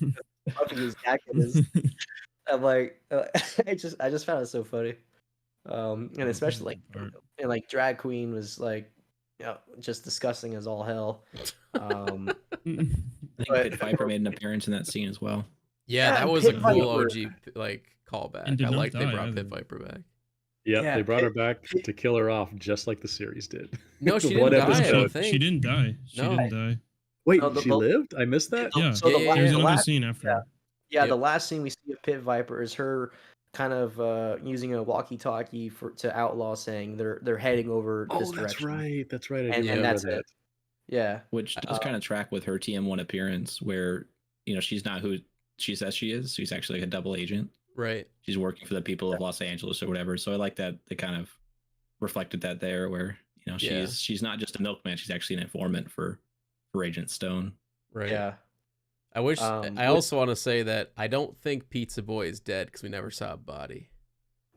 I believe that too. I mean, he got rocked. He got though. fucked up, but he's Pizza Boy. I don't think. Uh, I don't think he's dead. He went from Pizza Boy to 12-pack. Yeah, yeah, no head left. And I feel like we've gone too long without talking about Mr. Slam. Who? Oh, yeah. I think that was on Yeah. purpose. I was so happy. It was like Mr. Slam, and I put a exclamation mark, and then they started talking about his dick, and I'm like, okay, giant dong alert. Giant Yeah. dog alert. Why did he call me Like Mr. that they didn't back down though. That they showed it. They showed like him in action. Oh Yeah, yeah. like Mr. Slam with a fucking horse dick, just crushing watermelons. It's so funny 'cause, like Bloody Mary backstabs John, and so everybody's ganging up on John, and they're like, and he's like, Bloody Mary, you told all of them, you couldn't wait a fucking minute, and it's like he wants to see Slam just annihilate Destroy that the melon. fucking person. I I'm like like- that Mr. Slam, with all the chaos going on, he still does it. He's like, "This is my establishment. This is my Yeah. show. I'm not going to stop it for you Oh guys." no, he did He's it like- as a distraction to save John. I think so. Yeah, that's why they thanked him at the end. They're like, "Hey, great dick moves," and it's just like because he literally, because you could see him eyeing the room, like, I Mhm. need to give these guys an opportunity to actually start a fight. I think he Right. just wanted to smash that watermelon. That too. He had noble intentions with his dog. At least he was a nice guy. He helped give Quiet a shower, and he had some funny quips, and like you said, Yeah. Dave, like he helped him get out of there and live. You So know why they call me Mr. Slam? Why? Because of my giant dick. It's fucking quiet. It's like, what the fuck? Yeah, that threw me off. yeah, I will say I was not a fan of what they did with Mr. Slam. It's It was tasteless. Yeah. it was So tasteless. outrageous. it just I comes like back. addicted. Oh, sorry. Oh, go ahead. I was gonna say it just comes back to what I said about that dude with the gas mask on his dick. It's a joke that just becomes tasteless and just over the top to the point where you're like, this is awkward now, and not Yeah, really it's just dick humor. laughing. Yeah, Big jokes. Yeah. Ah, They I said leaned the into word a little penis. bit too hard. No pun intended. But like, if you're gonna do a dick joke, at least make it funny. Like, I would have preferred if it's just like, they call me Mr. Slam because I got a giant dog, and he just like would stop and go, no, actually, it's because I got this giant construction piece of equipment in the backyard. You want to go see it? right. something They along those yeah, they lines. definitely could have done that. Yeah. Yeah, that or he just is good at destroying shit. I don't know. They could have done a Yeah. way better Yeah. job. Like I don't. It I also don't know. kind of terminates his character arc a bit. I don't think we're gonna see him again in like the Um, Mr. Slam vehicle. unless I his think like first like coming into season 2, his first line is like, "I got Yeah, penis coming. reduction surgery so I can be in the tournament." I drive this it's a piece of little bit of a construction stretch. equipment. Yeah, I don't think I don't remember seeing any of his pictures or anything like that. Mm-mm. When yeah, here when what's her face Raven was saying like all the different characters and whatnot. I don't want to get there yet because we're not in episode 10 yet. Mhm. But I put rest in peace Pizza Boy. That's a goddamn lie. That's a And lie. apparently definitely not rest in peace Bloody Mary. No, she's definitely alive. Which doesn't 'Cause make she's sense. She got stabbed in the fucking heart with an axe. Yeah, I feel I like don't the, get the that. show goes off of cartoon rules, which is just that no one really dies. Or maybe Calypso can That's bring them despite, back to like, life. Yeah, Right. well, not like maybe not resurrected, but just like it would take writing. Like you'd Yeah. have to write it into the story that they're dead. Like no amount of like violence or danger is gonna actually kill anybody. Yeah. Right. Pizza Boy's alive, I'm telling you. And they Could seem to be. be kind of making the characters more of a concept. Like there's how many outlaw references now in there? Like Yeah. main outlaw died, but then you see these two that are in the police car, and then they die, and then now another one comes in, or you see this pizza boy supposedly die, and then you see another nod to Pizza Boy later on in the series. I don't want to spoil it, but um, you know, they seem to the character seems to float between different actors at any given time. Yeah. Yep. Yeah, I was kind of back to Agent Shepard. I wish he was driving like the red Ferrari, or Carl and Jamie actually driving like an actual police car. And a couple like the typical police car and a couple of Mhm. scenes. I was They like, drove Shadow for the most part, didn't they? Jamie and Yeah, they Carl did. Roberts, Yeah. they which was kind of did. a weird decision, right? Why did because Shadow got blown up anyway, so why would that hearse make an appearance again? Yeah, I have no idea. I thought it was like kind of off-putting. So I I like think- that Agent Stone got to drive like the SUV Outlaw from Yeah. Black in 2012. That made sense. Mhm. That's who he was in Black. But for Jamie and Carl Roberts, you think they would have their like the Ford Crown Victoria like police cruiser? Yeah, Yeah, That you would have think made more so. sense. Yeah. Yeah. I It's do just feel weird like to put them in Shadow. I do feel like we're going to see the Black Shadow from Black that Raven will be driving at some point. Oh, that'd be great. That would be Yeah, cool. Or that's just what I Mortimer. I figured. want to see, we didn't see Mortimer from TM2, who I think is the definitive driver Mhm. of Shadow. Yeah. I think when you think of Shadow, you think of Mortimer. So I want to see him in season 2 for sure. Yeah. I want to just see more supernatural shit. Yes. Like yeah, we saw Raven with the voodoo dolls. And that's Yeah. like as far as we got with Supernatural. like even if they bring, I don't know, ghosts into it and stuff, like I wouldn't mind that because that's been in the games. Like that wouldn't throw me off too much. But as long as it's If not you have like a gas can dong guy, gas mask dong guy, we can probably have a ghost. yeah. For That's every true. one gas mask dong, we can have 2 ghosts. That's my rule. if the series is a hit and they want to bring it back and they can get a good budget, they'll probably start to pepper that in. But Yeah. generally, that kind of stuff is very effects heavy. Right. Yes, Exactly. yeah. And it's like that's what I was gonna say. It's like I'm fine with supernatural elements as long as it's not just CGI fest and especially shitty CGI fest. Because then it's just like, oh, I can't even pay attention. It's taking me out of it. But I feel like if they went with bad CGI, they can just say, "Oh, well, we're paying homage to the first Twisted Metal game, The Lost Endings." Like they can get away with it if they wanted to. Yeah, they It's could. just all pixelated. Yeah. It's PS1 graphics. So Yeah. so they kind of finish off the episode because man, episode 7 a lot happens. It did. We found out when they get back to when Stu and Sweet Tooth get back to Blackfield Asylum, Sweet Tooth goes to see his some unfinished business, and he sees that his dead parents are still there because he tracked them down when everything went to shit and put him in the cell. And Sweet Tooth is just kind of going through a monologue, just screaming at them, saying, "You never visited me. You wanted me to be a child actor all because you can just buy a fucking Lexus," which I started laughing because I was laughing out loud, not because of the joke, but because it was like I'm trying to buy a Lexus, so I'm like, oh god damn it. So I'm like, oh fuck, sorry, Sweet Tooth. And Stu Stu gets kind of creeped out from Sweet Tooth, and you know, was able to kind of convince Sweet Tooth to save Mike again, after Mike kind of gunned everybody down. And so I can't remember, was it Sweet Tooth called him like, "Oh, you want a pet? Then you gotta take care of him." And so you know, Sweet Tooth lets Stu take Mike as a dog or a pet or whatever, as long as he's able to make him Mhm. behave. But that's episode 7 for you. Yeah, and probably Yeah, my that's favorite in probably the my favorite. series. Yeah, Yeah, yeah, I'm with you. so that 7's fucking awesome. Hmm. Yeah, 7 and 10, I think. Yeah. I Yeah, do 10 feel like 10 the is great. series, as it went on, I thought the episodes got better and better and better. And maybe it's because I connected to the characters more and I was more invested in their journey. Mhm. But I felt like the last half of the series was just, you know, one banger after another. Yeah, 100% agreed. Yeah. So that leads us to episode 8. I kind of put as like kind of okay, because we find out that you know, John's car is stolen by the Holy Men, and he gets kind of pissed off with Quiet about it. Hmm. And there's a little bit of backstory about John and Evelyn. We find out that the Subaru Impreza that John finds, you know, it was his kind of like refuge after losing his previous car, and dealing with Walken Storm, and he's able to find this orange car that he bonds with, and ultimately saves him from a group of cannibals.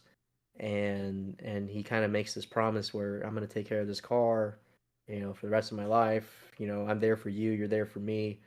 Um, and so, you know, there's a little bit of that backstory, and then we kind of cut to learning or finding out who the preacher is.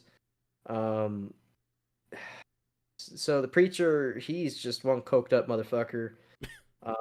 They're him and his cult. They're just, what the fuck? It was so weird. It was like Like a they all, dominatrix kink. yeah, Oh, yeah.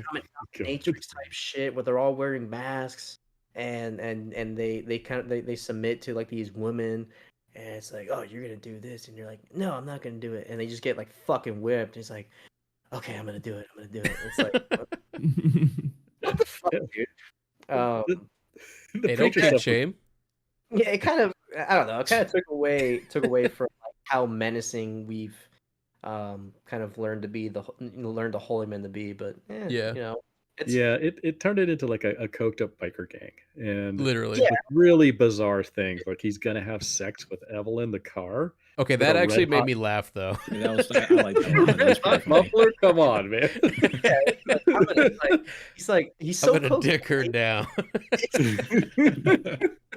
like you see like John just so fucking disturbed. He's like, no, you better fucking not. That's my woman.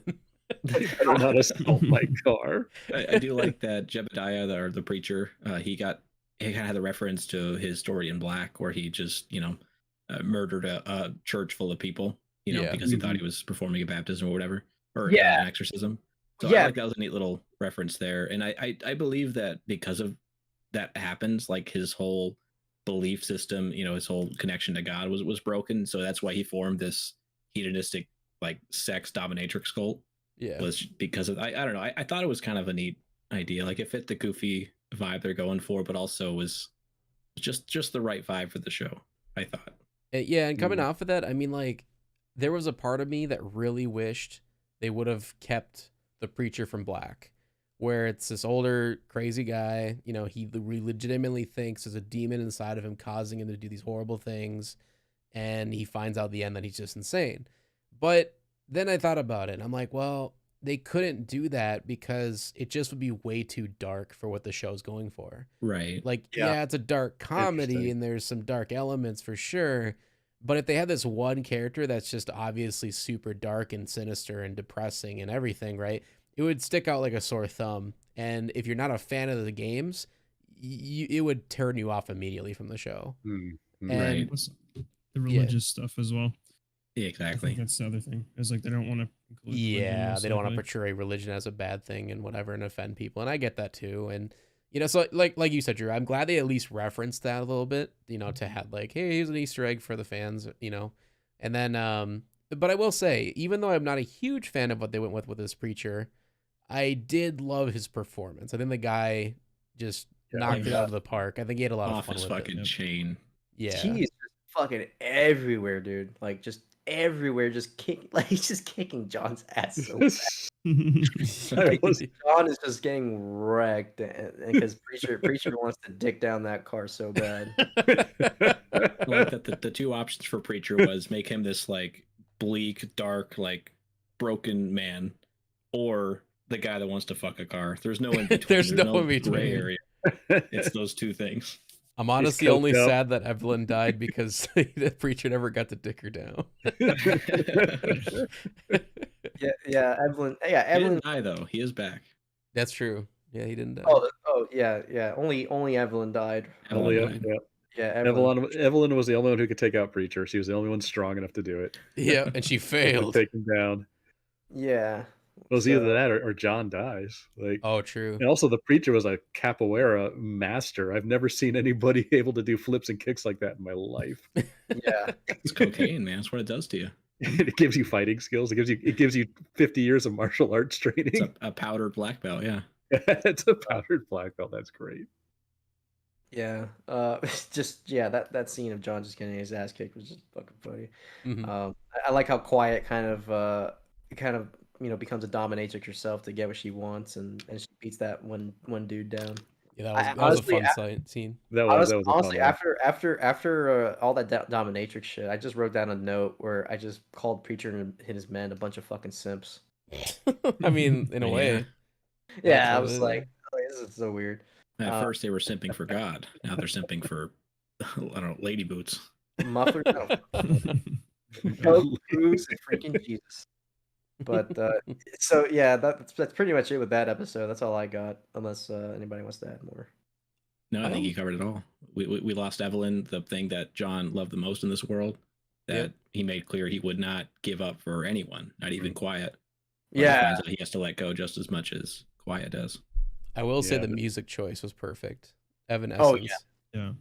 I think that was it was such a like it's one of those things where the song itself is horribly depressing. Like I get sad every time I hear it because it's so beautiful, but it was so well done in the sense of like it's obviously kind of a comedic moment too, where he's like so depressed over this vehicle, and it's just like it's both sad and it's funny at the same time. I didn't know how to feel, and I think that was great.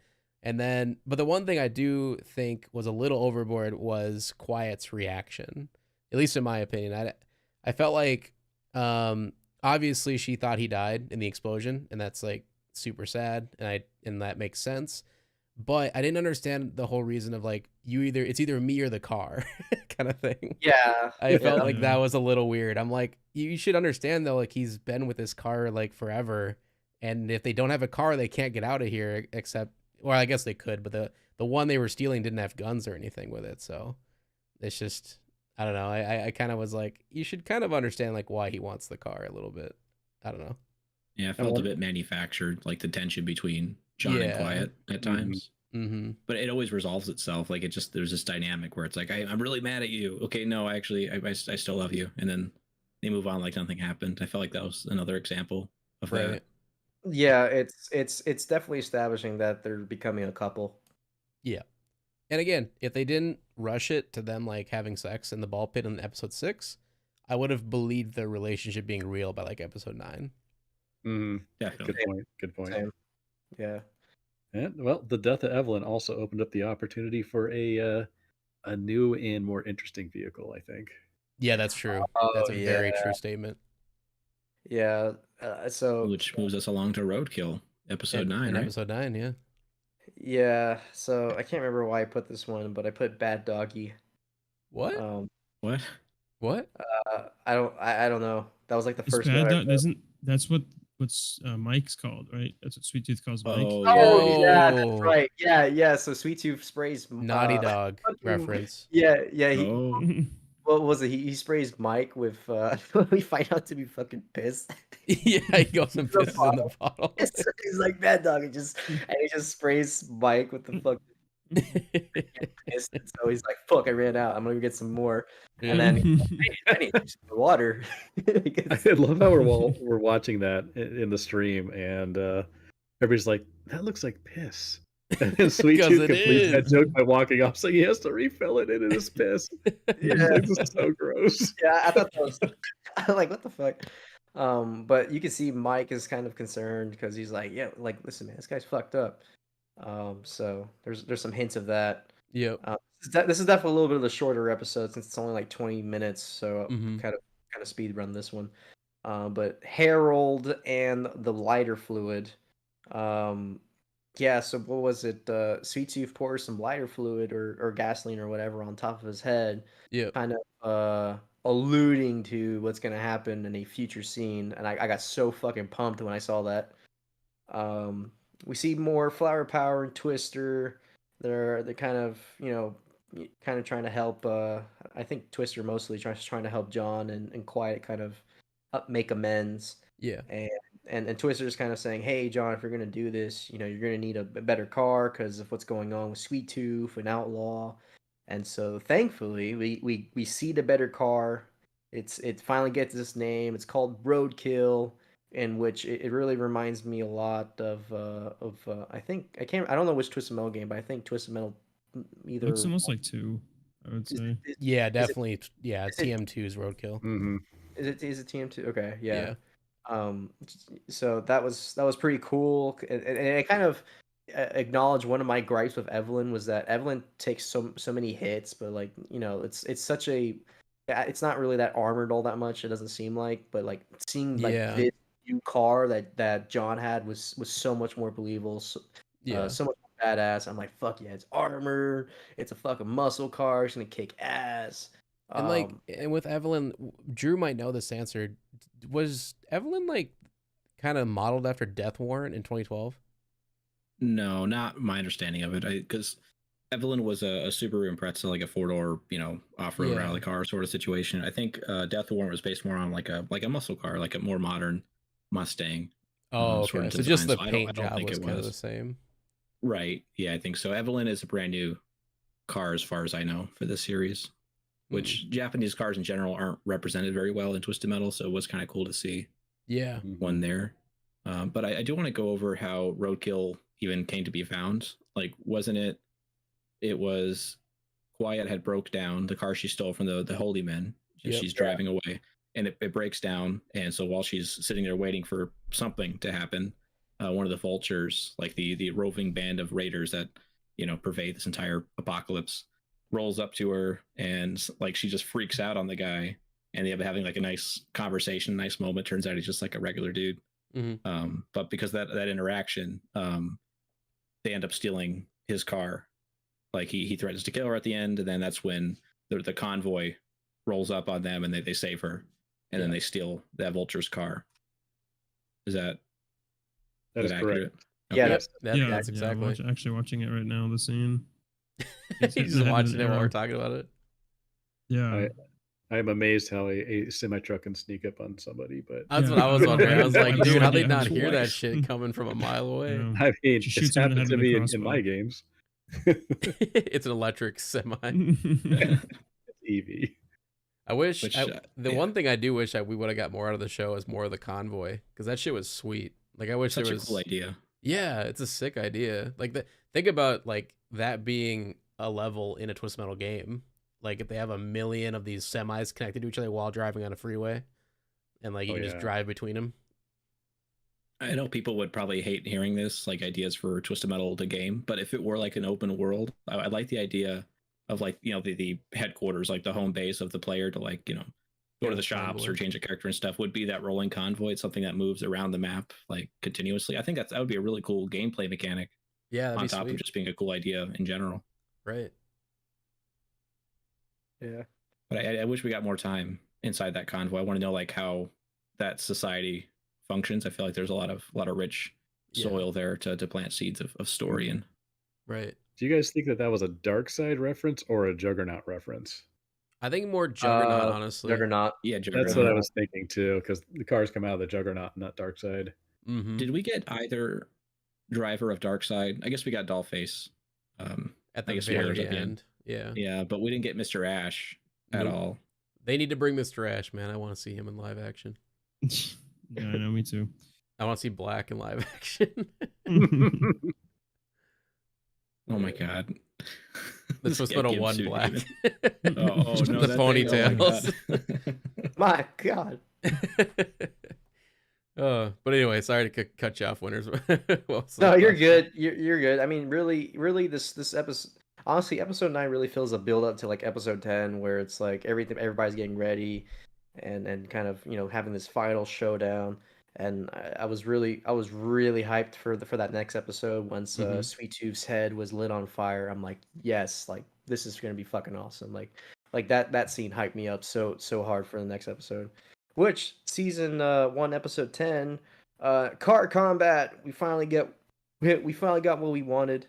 It's like the episode of that episode of SpongeBob where SpongeBob thinks he's gonna be a movie star, and he starts making burgers, and he's like, "That's what you wanted?" And he's like, "Yeah, that's what we've been waiting for."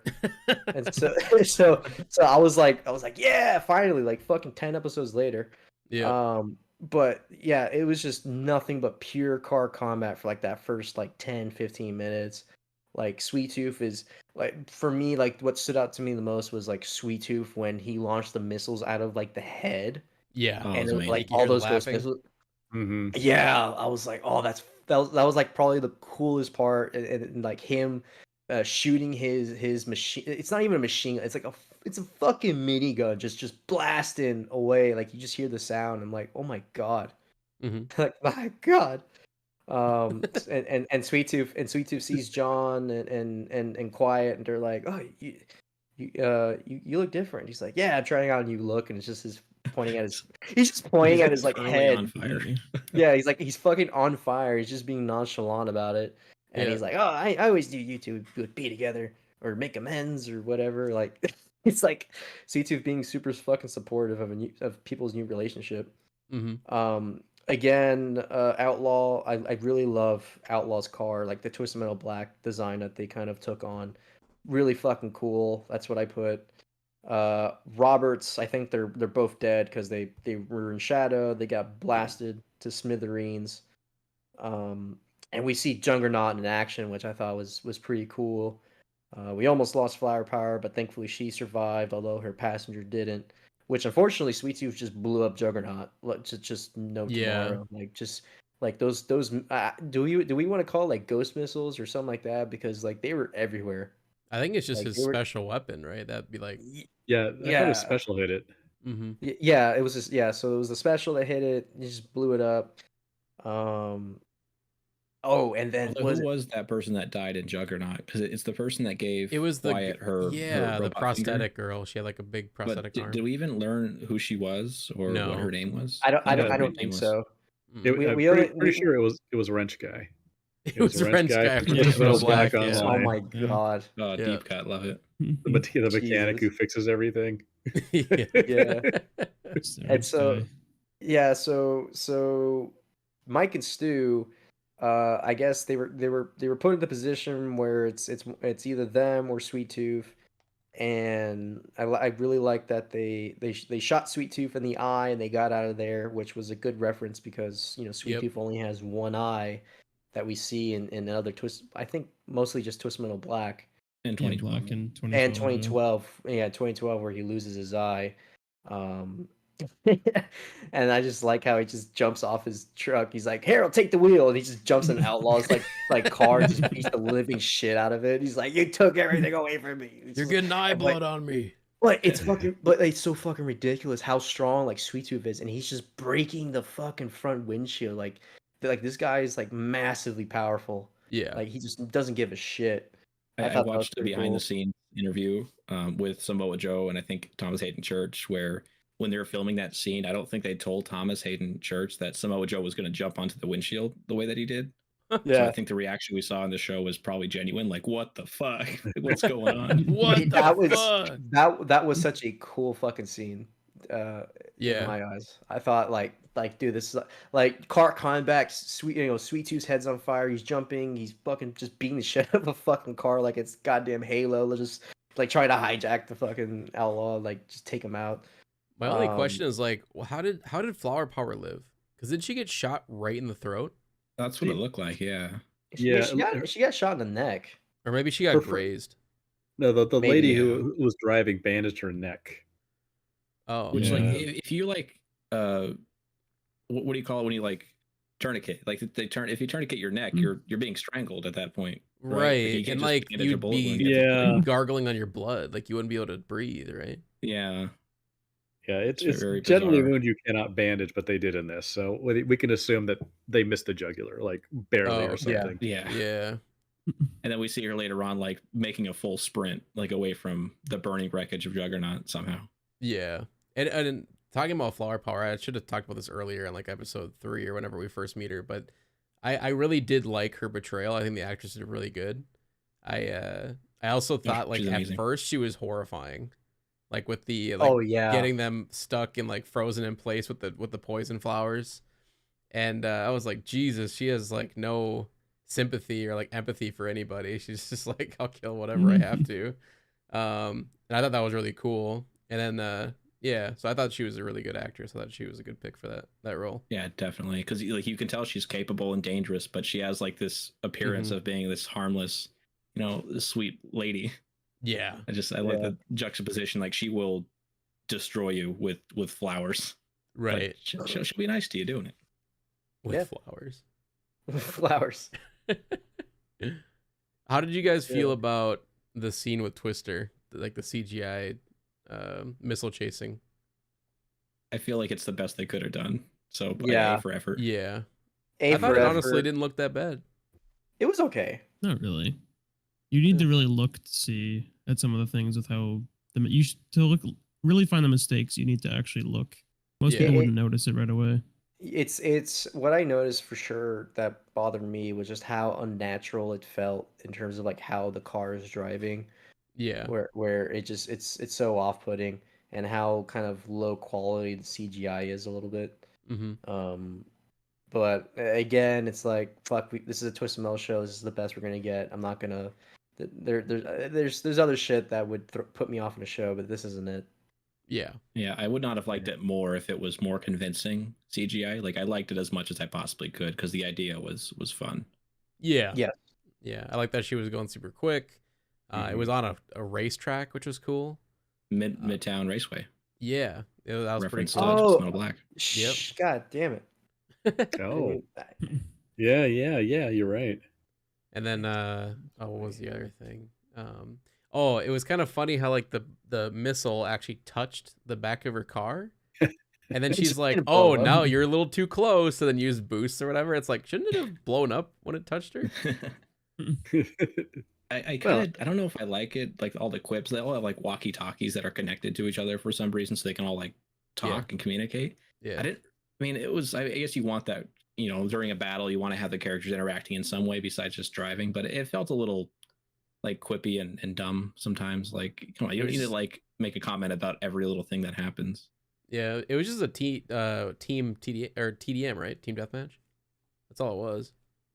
Yeah, you're right. If you ask Guitoof, it's a free for all. Yeah, it was a Yeah, he just TDM, and then he's a free fall, free for all like wild card. He's a Yeah, team it's killer. like, Yeah, He was kind of on John Doe's side. Like, Yeah. he was kind of an ally to some extent until it was no longer an ally at that point. Yeah. Yeah, Stu is like, oh no, they're on our team. What are you doing? Oh, there are no teams, Stu. Stupid. Yeah, Stuber. Stuber. That was great. Yeah, back to Nick's point. The missile, I mean, it has to have a certain amount of pressure, otherwise you couldn't handle one. Like if it just tapped it and then it was basically a whole thing to show how fast she was. That she That's could fair. literally outrun missiles. Yeah. It's good that she was on that racetrack because that car could never go those speeds on a normal road without completely No. wiping out. Right. But Yeah. I thought it was a pretty neat scene how she turned the missile back on them. It demonstrated her speed and had some interesting combat moments in there. Yeah. Yeah, Yeah, for definitely. sure. We just need the tornado next season. Oh, I hope so. I want to see a fucking tornado, bro. Like I'm just waiting for it. Yeah. Calypso's just next season's gonna grant everybody their actual specials as That's part what of I'm their thinking, ability. honestly. I do think they're gonna do something like that where Calypso will be like, whoever is in this contest, don't worry about the vehicle. Like I will provide all the vehicles for you. And the 'Cause vehicles he will gets- have their yeah. special weapons for each one. That'd be Or kind of we cool. saw in Twisted Metal Black where Calypso took all of their personal cars and then modified them to Yep. be ready for the tournament. So I think that would be probably the case because obviously John and Quiet has Roadkill, So Yep. I don't want to see them in a different car. We've already established that's their car. Sweet Tooth has the ice cream truck and Twister has a Twister. So I would like them to be in their cars, but hmm Calypso makes them ready with, freeze attacks and special weapons and all that. I have He a makes feeling they're them gonna over the top. put John and Quiet against each other. I feel like that's what they're Probably. setting up for. hmm So I don't know. I mean, I wonder what car she's gonna drive. Well, Quiet's in Roadkill, No, unless she loses Roadkill somehow. no. If she's going against John, they'd be in different vehicles. Right. Well, but she's driving Roadkill at the end of the show. So she Oh, has possession of that car. I don't know what John would drive, unless he somehow gets it back from her. maybe. Or he gets Evelyn again. Evelyn 2.0. Yeah, or maybe Calypso's like, oh, I'll give you whatever you want. Here's Evelyn back. Yeah, that could be. It's I Evelyn wouldn't mind strapped. seeing his that own again. car. It's just gonna be Evelyn strapped to the top of some tank treads. Oh, that'd be a great right. Like I pulled like the like burnt out husk of Evelyn. And here's a Right. tank. Yeah, that would be a cool reference. For sure. So I guess we Yeah. could just go around real quick because I think that was everything in episode 10, right? Winners. No, No, that that was wasn't Aside from it. the tournament. Oh, No, yeah, we, they had a we, tournament at we the just end, yeah. scratched half of it. Yeah, Yeah. so John and Quiet pretty much. I wouldn't say they take down Outlaw. I don't think they necessarily killed him. Yeah. They Because use John, the hood as a ramp to yeah, yeah. That they was used cool. the Yeah. hood as a ramp. That was pretty damn cool. I thought that was nice. hmm And so they kind of drive away all happy feely, and we find out that John can only bring himself into New San Fran and not Quiet, and so Quiet shot John and forced him to go into New San Fran. And so she drives away with Roadkill. She doesn't want to be a milkman, and in fact, she robs milkmen for a living. And John is adjusting to his new life, but he kind of finds out that it's not for him, which understandably so, because I'm wondering if he senses that this is all just a farce, this is all bullshit, which it kind of is, because Raven is trying to make John happy, and he tries to leave. And basically, Raven's like, no, the fuck you aren't. There's a tournament next year, and you're in. Yep. Or there's a tournament coming up or whatnot, and this is probably for any Twisted Metal fan, this is probably like the best like last 5-10 minutes where Raven is saying like all the best drivers are going to be competing, and you're going to be able to get one wish of whatever you desire by a man named Calypso. Which I was like, oh, dude, like this is gonna be fucking awesome for season 2. Like Yeah. it made season 1 feel like a prologue to what's gonna happen, like for realsies. And I'm glad they went that way too, because I heard there was arguments of people saying, "Why didn't they just do the tournament from the beginning? That's what we wanted." And it's like, I mean, me and Con have talked about this, where it's just like, if they did that right off the bat, then we wouldn't have any character development, and we wouldn't give a shit who lives and dies, because at least this we have a lot of characters now who we can root for and actually care about if they end up dying in season 2. Yeah, like I think Right. I think season 1 really sets up the universe to where in season 2 you have all these Yeah. characters that we've already been introduced to before, that we know who they are, we know a little bit of each of their backgrounds, some more than others. I think the preacher, I wish we got to know him a little bit more, but we just know he's fucking crazy. But he'll be back, so we might be He'll able be to back, explore yeah. him some Yeah, more. yeah, he'll be back.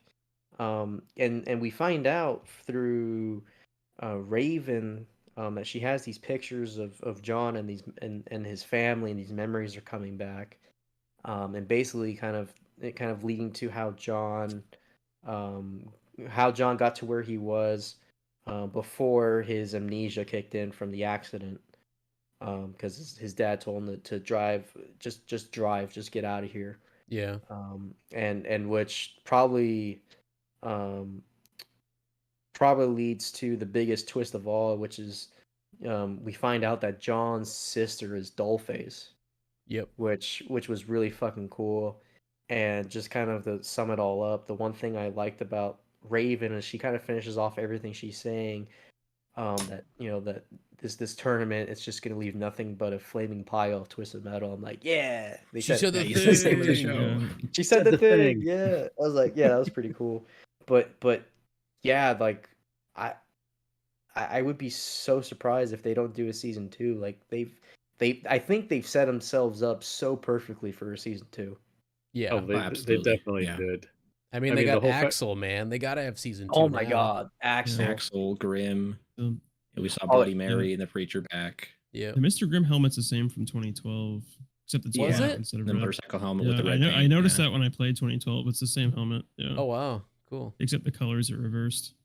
Oh, okay. I mean, we're not even sure Agent Stone is gone. Like they did that off screen so that they could bring him yeah, back they if they necessary. purposely made every death almost off screen so that you wouldn't, so Right. they could technically come back. Yeah, they're And keeping Sweet their Tooth, options you don't see open. him die. You just see the mask on the ground. Stone, you just hear a gunshot. You don't actually see Yep. his dead Yeah, body. He could have shot Beats that in the Boy. air. He could have shot it at them as they were driving off. It could have been anything. It's like Stone missed and shot the right side of his face. So when he comes back, he has 2 giant scars like Joker. Oh my god! Or like he turns into Orbital somehow, just falls into a fire. Half of the face gone. Yeah, 2-Face. Oh, So- God. Because when he puts the gun to his head, you don't actually see him like Right. put it on his head. He's like slowly moving it towards it. So yeah, he's definitely coming back in my book. Yeah. And I hope so. It's almost I kind like of him. annoying, like how people just did not die in the show, like when they absolutely should have. Like, there's a Yeah, lot of like close calls like and John nothing Doe really and Preacher when happens. they exploded next to Evelyn. They should have Yeah, died. no, that dude's dead. He is liquefied. Yeah, that's definitely and I think I think it cut the reason they're letting that slide or like saying it's cartoon physics or whatever. I honestly think the reason is because there is supernatural elements, but they just Right. haven't except for Sweet Tooth's head being on fire and he's not dying. There really wasn't anything specifically in the show that was like quote unquote extremely supernatural, unless you No. really look at it and nitpick it. You're like, okay, wait, well, you could explain this away because there's supernatural elements. And I think that's what they're going for. Right. Even the apocalypse that befell this great nation in the show, we don't Mhm. have any explanation for that. That could have been Yeah, supernatural. Like maybe Calypso forced this apocalypse to happen. I think it Just was a to set in Y2K motion. reference, right? It was 2002 in the Yeah. show. Yeah, so maybe. the fact that the ATMs are spitting out money was definitely a Y2K reference. Yeah, and then he looks they're- up, and I thought it was meteors in my first watch that were falling, and it was actually just aircrafts. It was like airplanes that were crashing down. Oh, I didn't Right. see that. Yeah, I Yeah, thought it when was they just saw meteors, and I the was like, "What the sky. fuck is that?" Yeah. Like the That's sky their falling. missiles. But yeah, but it was just aircrafts that were like Y2K they're getting controlled by some unforeseen nature and just crashing to the ground. Right. That Yeah, makes sense. it's so going back to like Raven, and she reveals that John Doe actually his family lived inside the walled city. Mhm. So she sends John on this quest to go to Calypso in order to earn a right to live back in the city and get his old house back. Does that kind of recap it to what she's offering? Well, I no, thought I think that they like the looked whole before- reason she made him go on this quest is because it's a death run. Like she knew he'd either die, or if he survived, this is the guy that I'm going to put in the contest because I want to get my wish. Because I Yeah. think she's going to use John in the next season if it happens to be in the contest to get a one wish if he was to win, and she's going to pop up out of nowhere at the end and be like, if he makes it, let's say. To get the wish, she's gonna pop up and be like, "Yeah, by the way, I own you, and I own that wish," kind of thing. I think that's like her plan. Do you think they set it up in a way that every competitor in the tournament is being handled by someone else? Like Raven, her champion is John, and maybe Quiet gets put in there by someone else. Axel is being put up by someone because in Twist Metal Head On, Axel is kind of in that same situation. Yeah, Is that doctor or whatever puts him in the tournament to get the wish? Interesting. Black in Twisted Metal Black, Driver of Manslaughter, kind of the same thing. Like he was, put in this tournament to get close to Calypso. Yeah, So we've seen a lot of examples of people who are, sent to the tournament not for their own wishes, but on behalf of Krista, someone else. Krista Yeah. from Grasshopper and TM2. Right. Yeah, exactly. So yeah, I So don't know. is everyone going to be that way, or is it just Raven choosing John, and everyone else is going to be for their own gain? I think would, it'll be a mix of both. yeah. I would find it hard that Preacher and Sweet Tooth would have someone handling them. Right. Yeah. And Pizza Boy, Yeah, he's it's a gonna man on his handle own. Sweet Tooth. So I just compiled a list of all the potential drivers for next year's competition. Yeah. I think I settled on 13. So we know for a fact that Twister, Preacher, Axel, Bloody Mary, Grim, and John Doe, and Flower Power are going to be part of the competition. So that's Yep. 7 right there. 2 of So them. is that Flower Power and Amanda Watts separately? Wouldn't Yes. they be a duo? Their So- pictures are. Yeah, so you see Flower Power's picture when Calypso's putting Mr. Grimm's picture Yep. right above. So Yeah, they're gonna go against each other. Yep. Wow. yeah, and I added another 6 that are potentially going to be on the competition, which is going to be Sweet Tooth, Pit Viper, Quiet, Dollface, Slam, and Drag Queen. Pizza Boy. Pizza Boy. Don't forget about Pizza Boy. Pizza Boy. It's a boy. So I put those as people that we know that survived. Yep.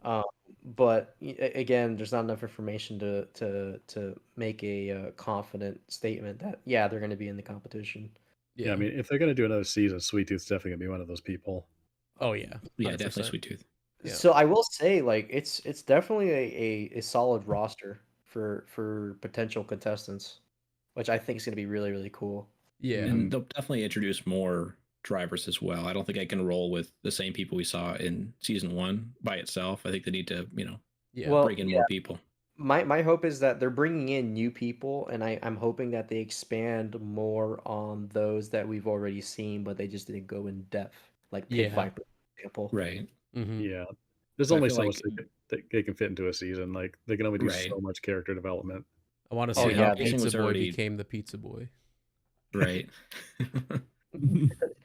If I don't see fucking metal discs shooting at somebody, I'm That'd gonna be have a so hard time. cool. Like, just That would be imagine fucking cool. he gets in his car that he gets given from Calypso, and he doesn't know what it does, and he's It's just like a perfect scene. yeah, he just clicks a button and it shoots fucking pizza blades out, and it kills somebody in he- front of him. Yeah, he could say like, "Here's your fucking order, bitch," and just shoots a fucking metal pizza at somebody that would fit to the show so easily. That'd be And so I crazy. just want him to have a single voice line. That's all I want from him. Like, pizza blades are a bonus, but I just want him to speak. Yeah, I want to hear their rendition of him. yeah, for sure. Like he had like a background line. You could hear him talking in the bar, but yeah, he didn't have like an official like line on camera. Yeah, he's But I like, want he's him like to recite verbatim his TM4 like character bio. It would have been funny if John took his jacket and glasses after he beat him up, Oh my And then- god, yes. and then the pizza boy in the city shows up, and he's like, "I don't have any money to give you. Here, take these glasses and jacket as a tip." You become the new And- Pizza Boy. And new pizza Ah, boy is That'd be born. great. That would have been crazy. And then yeah, there was an after credit scene, which obviously proved that Sweet Tooth's still alive Right. because he shows up and he presumably kills Mike. Again, it's off screen. You just see blood, so I think he's alive. And then he drags and he Stu drags off into Stu the away. woods. And I think Oh, Mike oh, lives. I think he's gonna find Stu, and they're gonna be in Hammerhead in season 2. I really do believe that. I can Oh, see that. Absolutely. And this was such a nod to slasher flicks like Jason. Yeah, like, Yes. Two dudes on the beach or lake, wherever they were at, With the women. getting ready to hang it, like get it on with the chicks, even though they were mannequins. Mannequins. And then the slasher comes out of the woods. Like it was Yeah. exactly that vibe. that was fun. I thought it was pretty good. That was It a was perfect fun. like, It was a fun moment. extra Yeah. scene.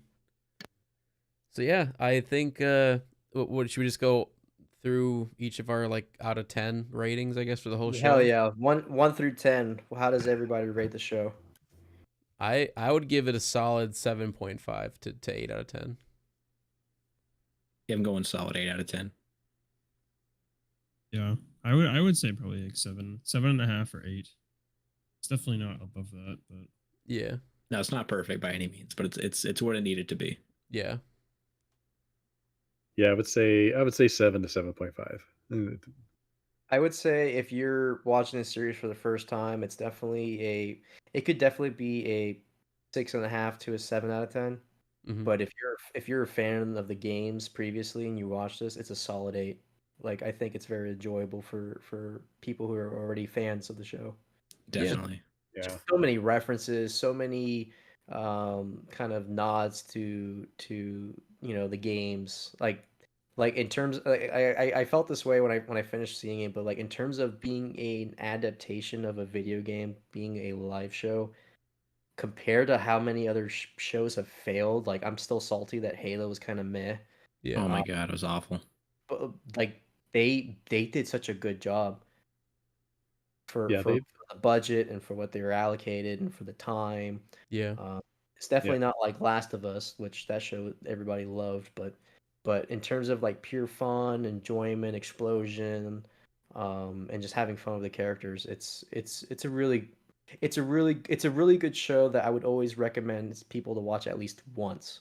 Yeah. 100%.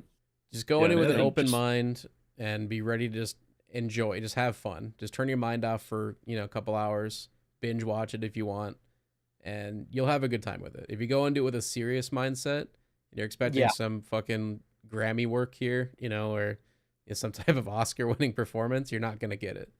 But No. that's not what they were going for, and that's fine with me. Yeah, and that's a good lens to look at it through. It had a budget. It had a serious budget. Yeah. Not as like a big one, but like a serious cap on that budget during the pandemic. Lots of hiccups, Mm-hmm. lots of actors to pay, and a lot of cars to get. So Yeah. what they did and what they spent the special effects on, like they did a good job. Yeah. 100%. All right. So I think that is our overall thoughts and review of the entire series of Twisted Metal on Peacock. It's still available for streaming live now. Definitely go check it out if you can, if you're a fan of the series, so that we can get some more views on it to hopefully get a season 2, because that'd be pretty badass. So yeah, thank you guys I so think much if you for got this watching. far in the podcast, I don't think you would have not seen the show by now. Yeah, that's fair. Oh, I mean, yeah. honestly, there's people that just don't care about spoilers. I mean, there's people that, they just want to hear our thoughts on the episodes, and that's cool. But I would highly recommend, if you haven't seen the show, even if we spoil it for you, I can tell you just seeing it in person it's a whole nother experience Absolutely. for sure. But yeah, that was our first episode of the Twisted Cast. Thank you so much for watching. I hope to see you next week.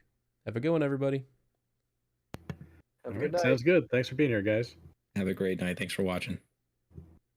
All right. So at this time, the actual podcast is over.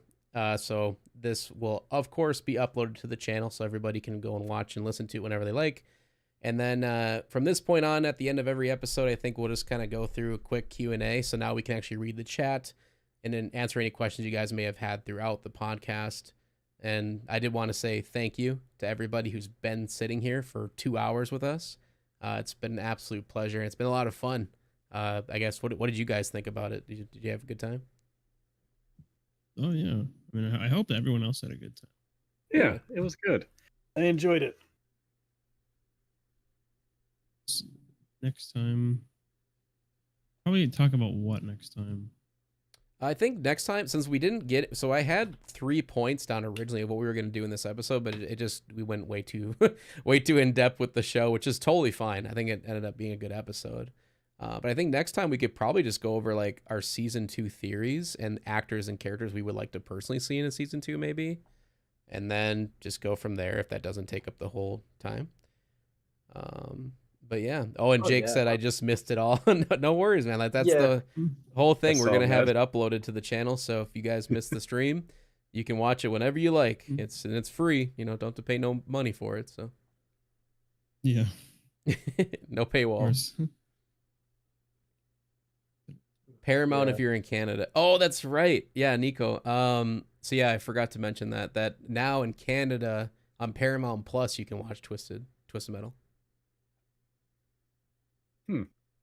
I wonder if it's on Paramount Plus in the US too. I haven't checked. I have both, but I haven't logged in my Paramount Plus in a long time. Most likely not. I'm sure Peacock has some exclusivity with that show in Yeah. America. More than likely. That's good to see though, that they're branching out and letting other countries watch it. Because I know that was that was one of the biggest reasons I did the watch party in the Discord, was because I had a lot of people reaching out to me and being like, "Hey, I'm glad you're doing a watch party because my country does not allow this Peacock." And I'm like, "Are you serious? I didn't know We don't that." allow we don't Yeah, allow dick VPN. jokes in Canada. Sorry. That's against our religion.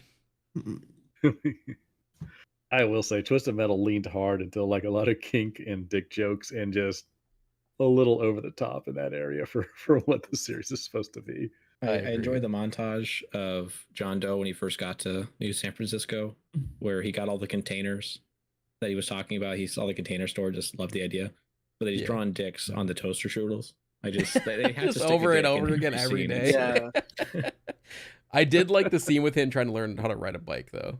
That was fucking Oh, it was funny. great. Yeah. That was Yeah. kind of funny, yeah. But he had a house. Like his family had a house within the walled city. Apparently. And then Raven basically says, if you want to get back into the walled city in your old house, you have to do this for me. Mhm. You're selling your property back to him. Basically, yeah. That's just plain evil. That's just Well, fucked I don't up. know if I entirely trust Raven there either, because she's It shown that could have she'll been a fake manipulate house. John Yeah. She in could've any just way found she it. can. So Right. I feel like maybe that could have been lies. I mean, they have Photoshop. Well, actually, no. They in this world they probably didn't, because the world fell to shit in 2002. But I was like, if you had some type of photo editing software, you could easily like manipulate those pictures to make him believe you. I mean, there's supernatural stuff going on, especially with Raven. Like she can just snap her fingers, I bet, and make an image out of thin air, probably. Psycho said I had to pirate Possibly. it. Hey, that's fine. Is it's one of those things. Like if you It's actually even legally cannot watch it yourself, that's not your fault. So, hell yeah, as long as you're able to watch it, that's awesome. And they also said the pink suit killed me. What was your favorite references in the show? You go first, Nick. I guess my favorite reference. This is a tough one because there were so many good ones. I know it's cliche as fuck, but for me it was Pizza Boy. Like that was the last thing I ever would have expected to be in this television show was Pizza Boy from TM4. Like I knew going into it, yeah, they're gonna have some references probably from TM2, maybe TM1, and then of course Twist Metal Black. But the fact that they literally had a reference, I think, from every game, I don't think there was one that was left out. No, 100% not. No, there wasn't. Yeah, that just blew my mind. Like I was like, dude, Pizza Boy is it was in the trailer. There was a clip of him in there and I got a screenshot of it.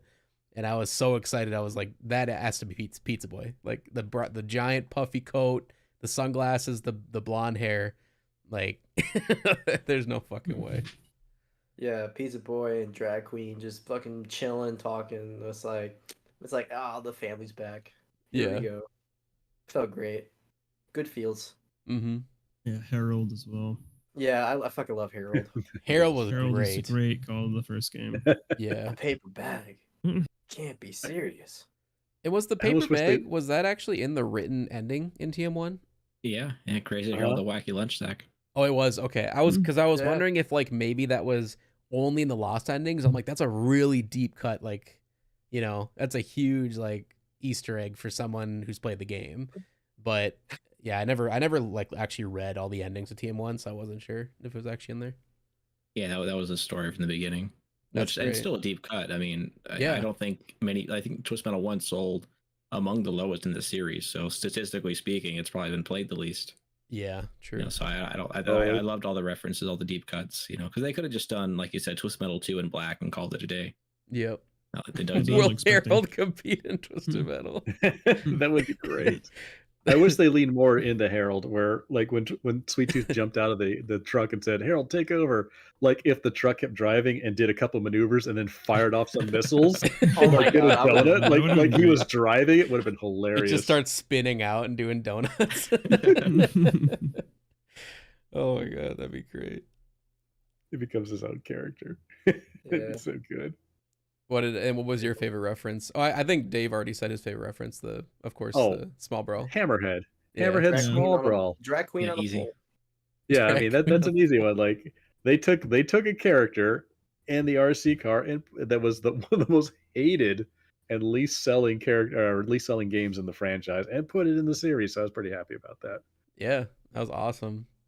And then Kong. And that was actually your concept? Yeah, I made Okay. all the concepts for all the cars. with Nice. the help of Sony. Like I guided them on that and did some sketches and things, and they gave me sketches, and then we kind of nailed it down. But Hammerhead was one of mine. Sweet so Tooth was cool. definitely my design. From Yes, that, you saw your creation in the Yeah. saw show. my creations. I know what the other car is now. It is Grasshopper. Is It's it? the What? it's the Warthopper No. vehicle. They just changed the paint job. You're 'Cause it right. has- It is Yeah. Warthog. Yeah. You're right. It's from Yeah, it's a looks small like it. brawl Warthog. They just didn't put the military camo on They it. just had to put the shittiest character. Yeah, unfortunately. They should have one of done the best Darkseid. and one of the worst. That's awesome, though. I'm so glad Hammerhead got a showing. It's cool. And Warthog, yeah. Mm-hmm. Now I want to reach out to them and be like, hey, can I get this from you? Can I Right? buy Can I this off buy of that? you? Do you have it? Is it actually like a remote control car? Mm. Or You're was it talking to one of those CGI? script writers, right, Nick? And I mean, it won't break their contract. Just like No. ask them if they can reach out and see if they want to sell that to me. I don't want to make any promises, but I am in the talks of having him possibly be on the podcast at some point. Yeah, that'd be fantastic. Yeah, Michael Jonathan Smith. He was the lead writer and producer on the show. That is very cool. Yeah, he was actually with us in the watch party. He was watching with us, and I was kind of nervous for a minute because I was like, "Oh no, is he gonna yell at me because I'm fucking streaming the show to people in the Discord?"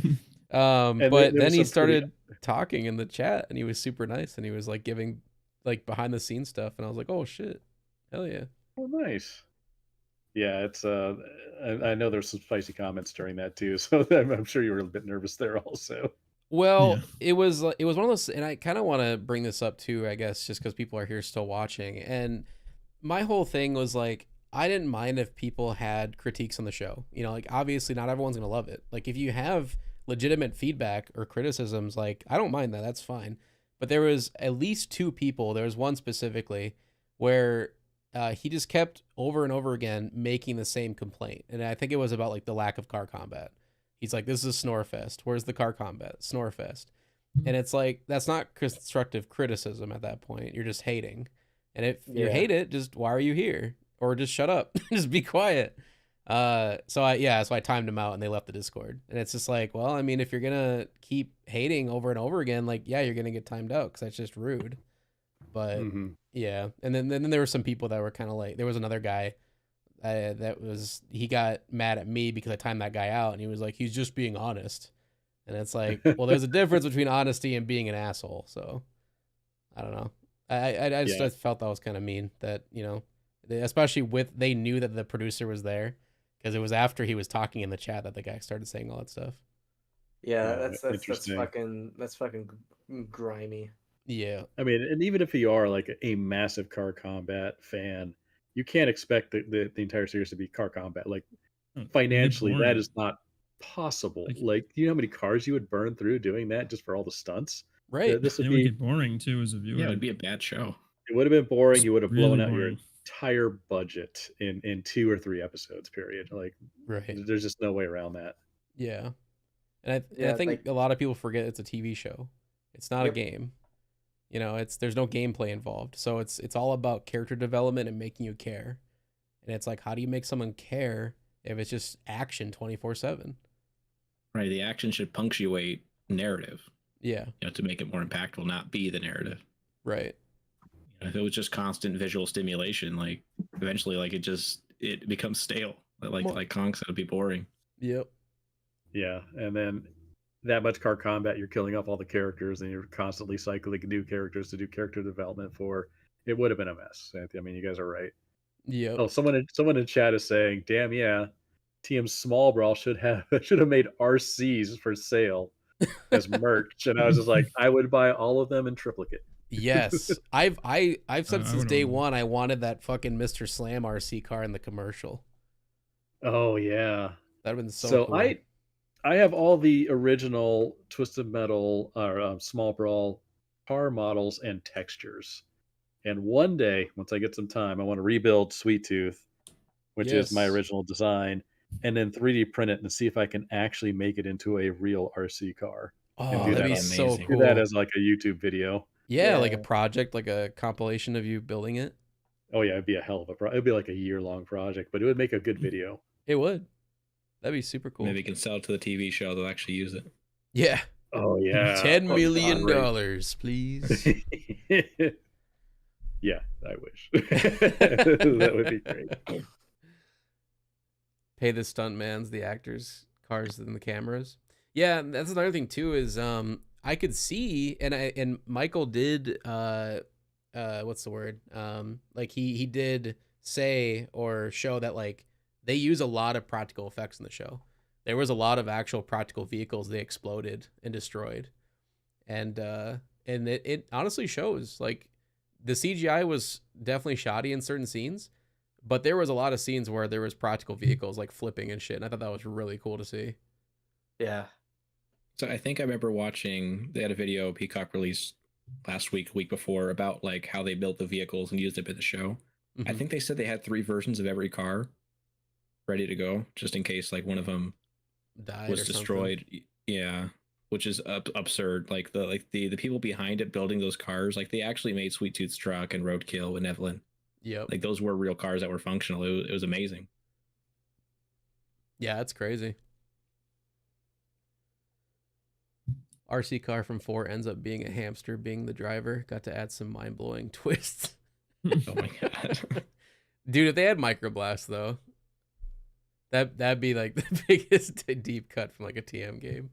Micro ass. Micro ass. Not so ass anymore with that new mod.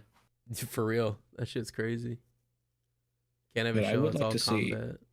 in the Oh, next sorry. season, like having more of those TM4 characters, because I feel like they're vibrant. They're dumb a lot of the time, but they're vibrant enough. I think they would Spring be fun to have there. Rob Zombie as a character.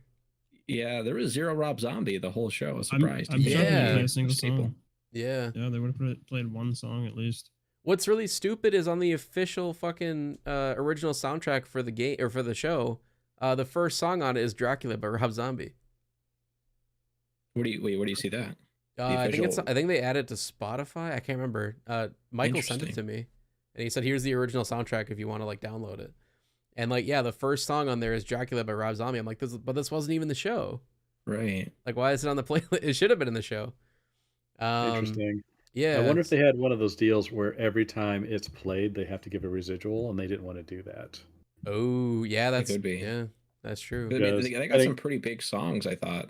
Yeah, they got a lot of 90s like pop, and they Yeah. had the Evanescence song, of course. You know, Yeah, maybe those I- aren't like the biggest bands anymore, but I believe they have direct deals with Sony or maybe with the network themselves, so they're able to get it cheaper. And if Rob Zombie didn't, they have to pay him like every time it airs. Right. So it could have been way too expensive to do someone who was outside of their, quote unquote, network. Mm-hmm. right, yeah, because Sony Music is huge, right? That's a huge like Oh, yeah. publisher label. It So I'm is. sure that's definitely part of it. Yeah, Psycholab said you can't have a show that's all combat. Even the last John Wick started getting old by the end of it. I definitely agree with you, but with the John Wick, I disagree. I thought the 4th movie was my favorite in the series. Oh, it was wonderful. Yeah. But I can But see only that because it was so the high point of quality. view of like if you don't like the action as much, you much prefer character development, stuff like that. I can see the movie being boring. But I guess I just look at it from like a martial arts point of view of like how much goes into those choreography like the choreography and all that in the scenes is just outstanding. So it's just like that stuff blows my mind of like how much work goes into those movies. Yeah, and what Keanu does his own stunts too. Like that's Yeah. just insane at his age. Is he like 60 now? I think he's close to it. Yeah, it's just He's like kind of like Jackie Chan, who kept doing his own stunts and breaking everything in his body along the way. And he just kept going. Yeah, he's Yeah. 58 years old. Damn. Time Dude. flies. Guy's a legend, man. That's crazy. Getting old. My So God.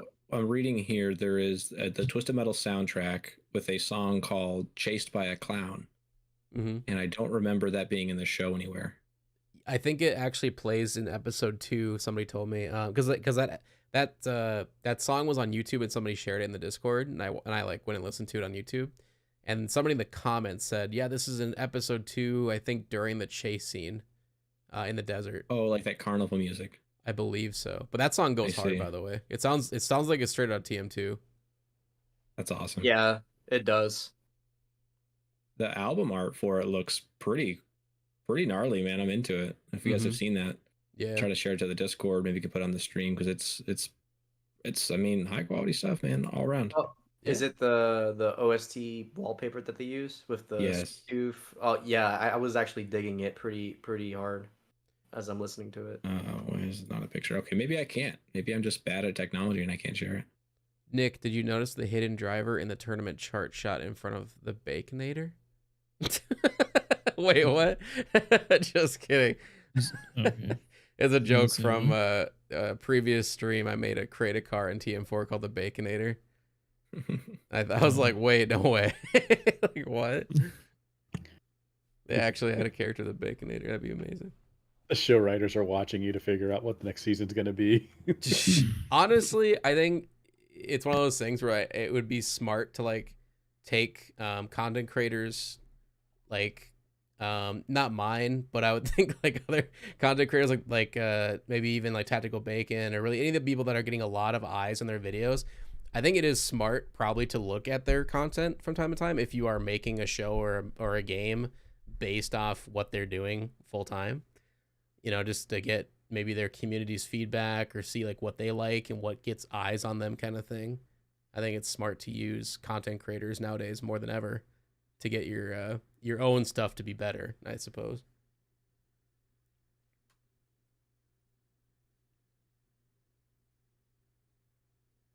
Put a train as a secret character just to scare me. Yeah, no. Please, no, don't do that. Did you post that song, Drew? No, I'm trying to. I couldn't download the picture. It's like in a weird file format. Oh, I hate that. Unfortunately, it's like AVIF or some shit like that. So yeah. Yeah, you go to Google Images and download an image, and it's like the WebM format or whatever. Oh yeah, it's fucking. Oh no, I can. There you go. PNG. Fucking. Let's go, dudes. Yes. Let's see it. Oh my god, that's actually sick. It reminds me of like an '80s action film sort of vibe. Mm-hmm. Yeah, that's a nice picture. Yeah. That's really nice.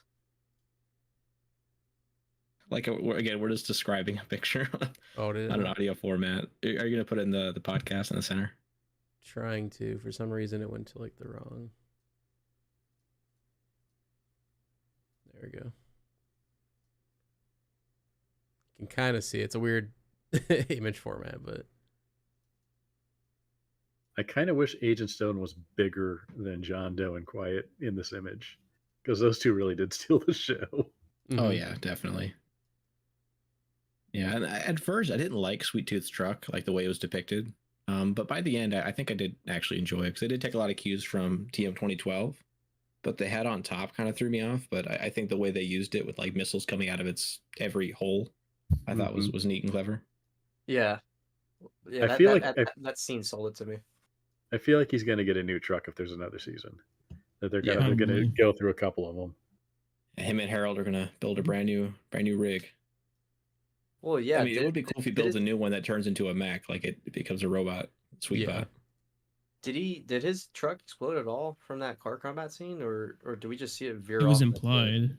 I don't think it Yeah. actually exploded, but Yeah, Harold it took the wheel and we never saw it again. Drove off into the sunset. Oh he- yeah. He probably just stopped it and put the brakes on. Yeah, I would very love to responsible. get a poster of that. Yeah, for sure, Nico. Met and let's make sure. Sorry, I'm wasted. It's all good, dude. Kruger, we never would have known if you didn't tell us. There was a Yeah, right. scene in the second episode in the desert chase scene with Sweet Tooth where apparently they did flip the truck once and you can actually see it happen before it cuts. Oh yeah, Oh, I mean shit. they burn through cars in a series like this. I remember like an old Dukes of Hazzard Hmm. like interview. Actually, Dukes of Hazzard, that car was actually Jaffe's favorite car of all the cars. Hell yeah. He used to talk about that one all the time. But they would go through those like 3 a week. Like they would be Oh my completely God. totaled from all the. Holy hell! They had to continually find new ones and do the paint job on them because they would get permanently wrecked during stunts, and they would just destroy those things. Right. Yeah, I'm reading here that over the course of 147 episodes and 7 seasons, they destroyed over 300. of the 1969 Charger. Oh, that hurts Jeez. my soul. 300, and like Nice. that's almost two per. That's more than two per episode. Damn. That's like a whole landfill, like next to the ET cartridges from Atari days of Dodge Chargers. Oh, that hurts. That hurts so much as someone who loves classic cars. Do you guys think that in the tournament in season 2 that it's going to feature Los Angeles more because it's such a staple of the series?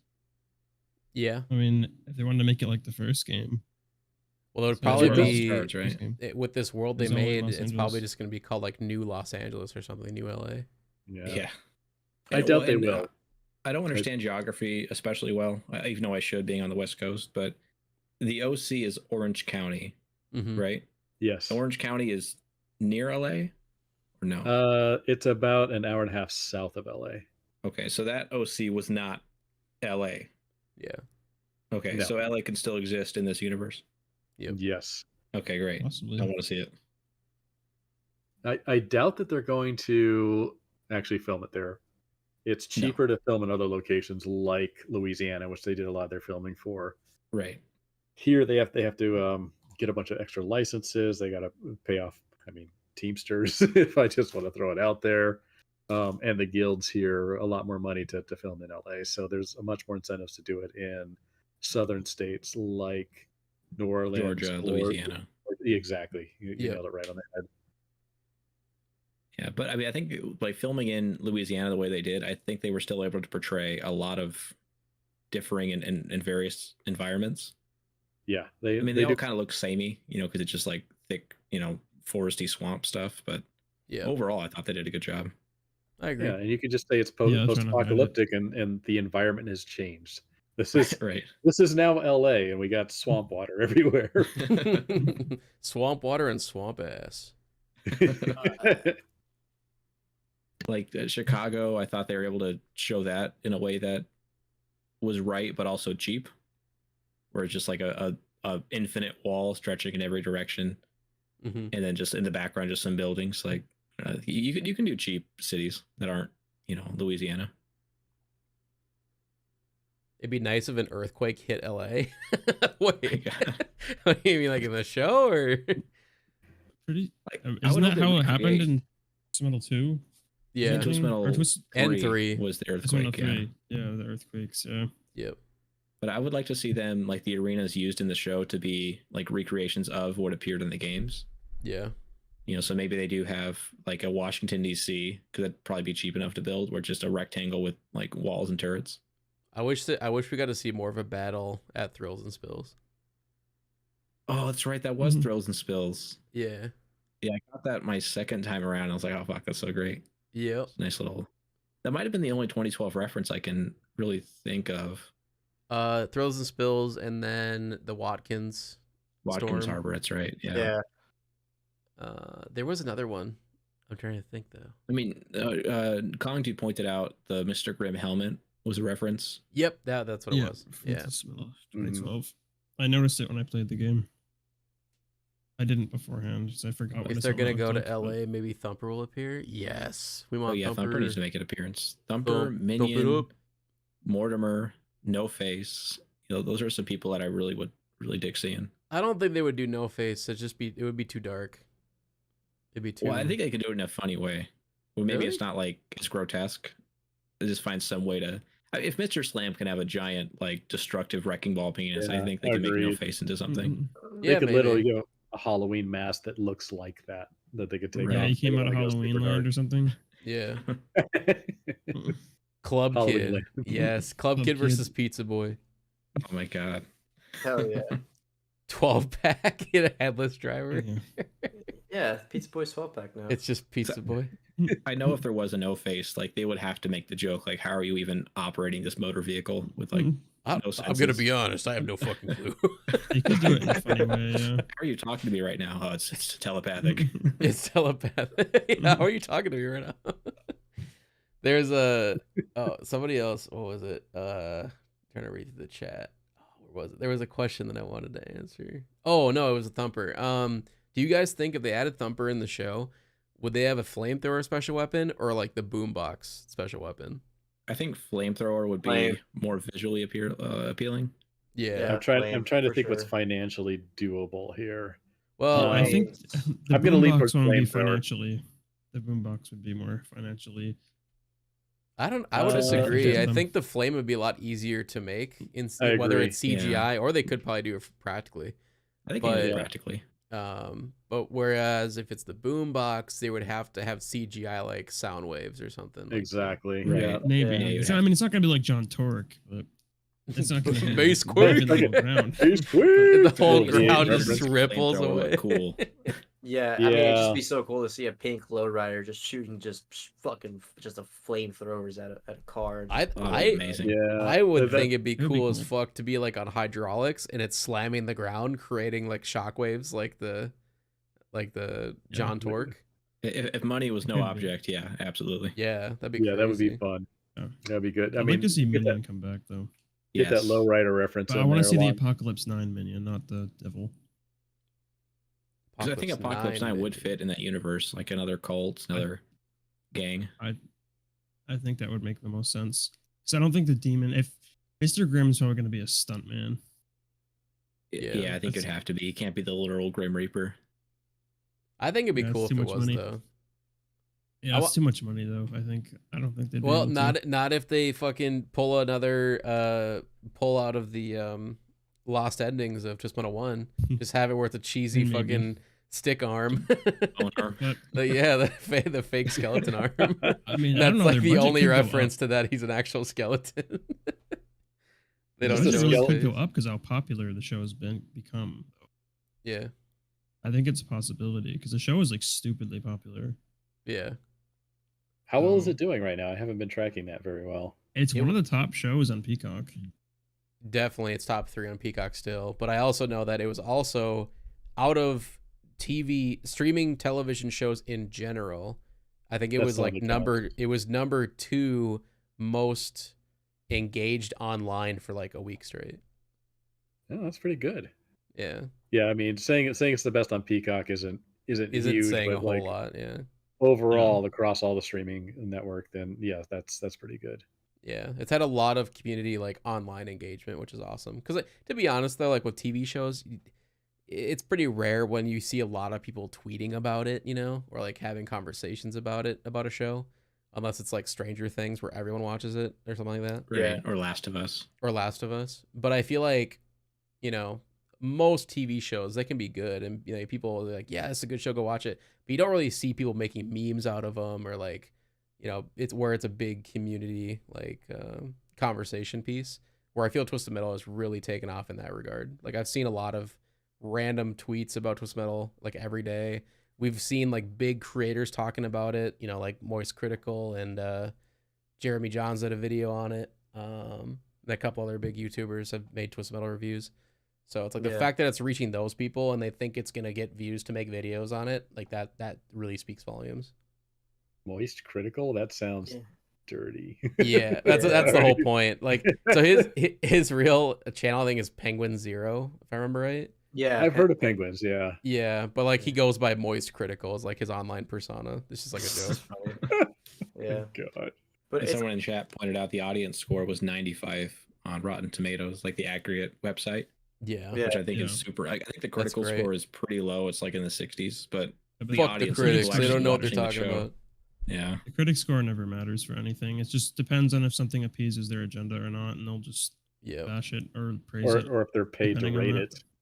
or get Yeah, paid, literally. Yeah. So the audience score, like what really matters, of people putting their eyeballs on that screen are enjoying it. Yeah. For sure. They could bring Microblast as a background character like Pizza Boy.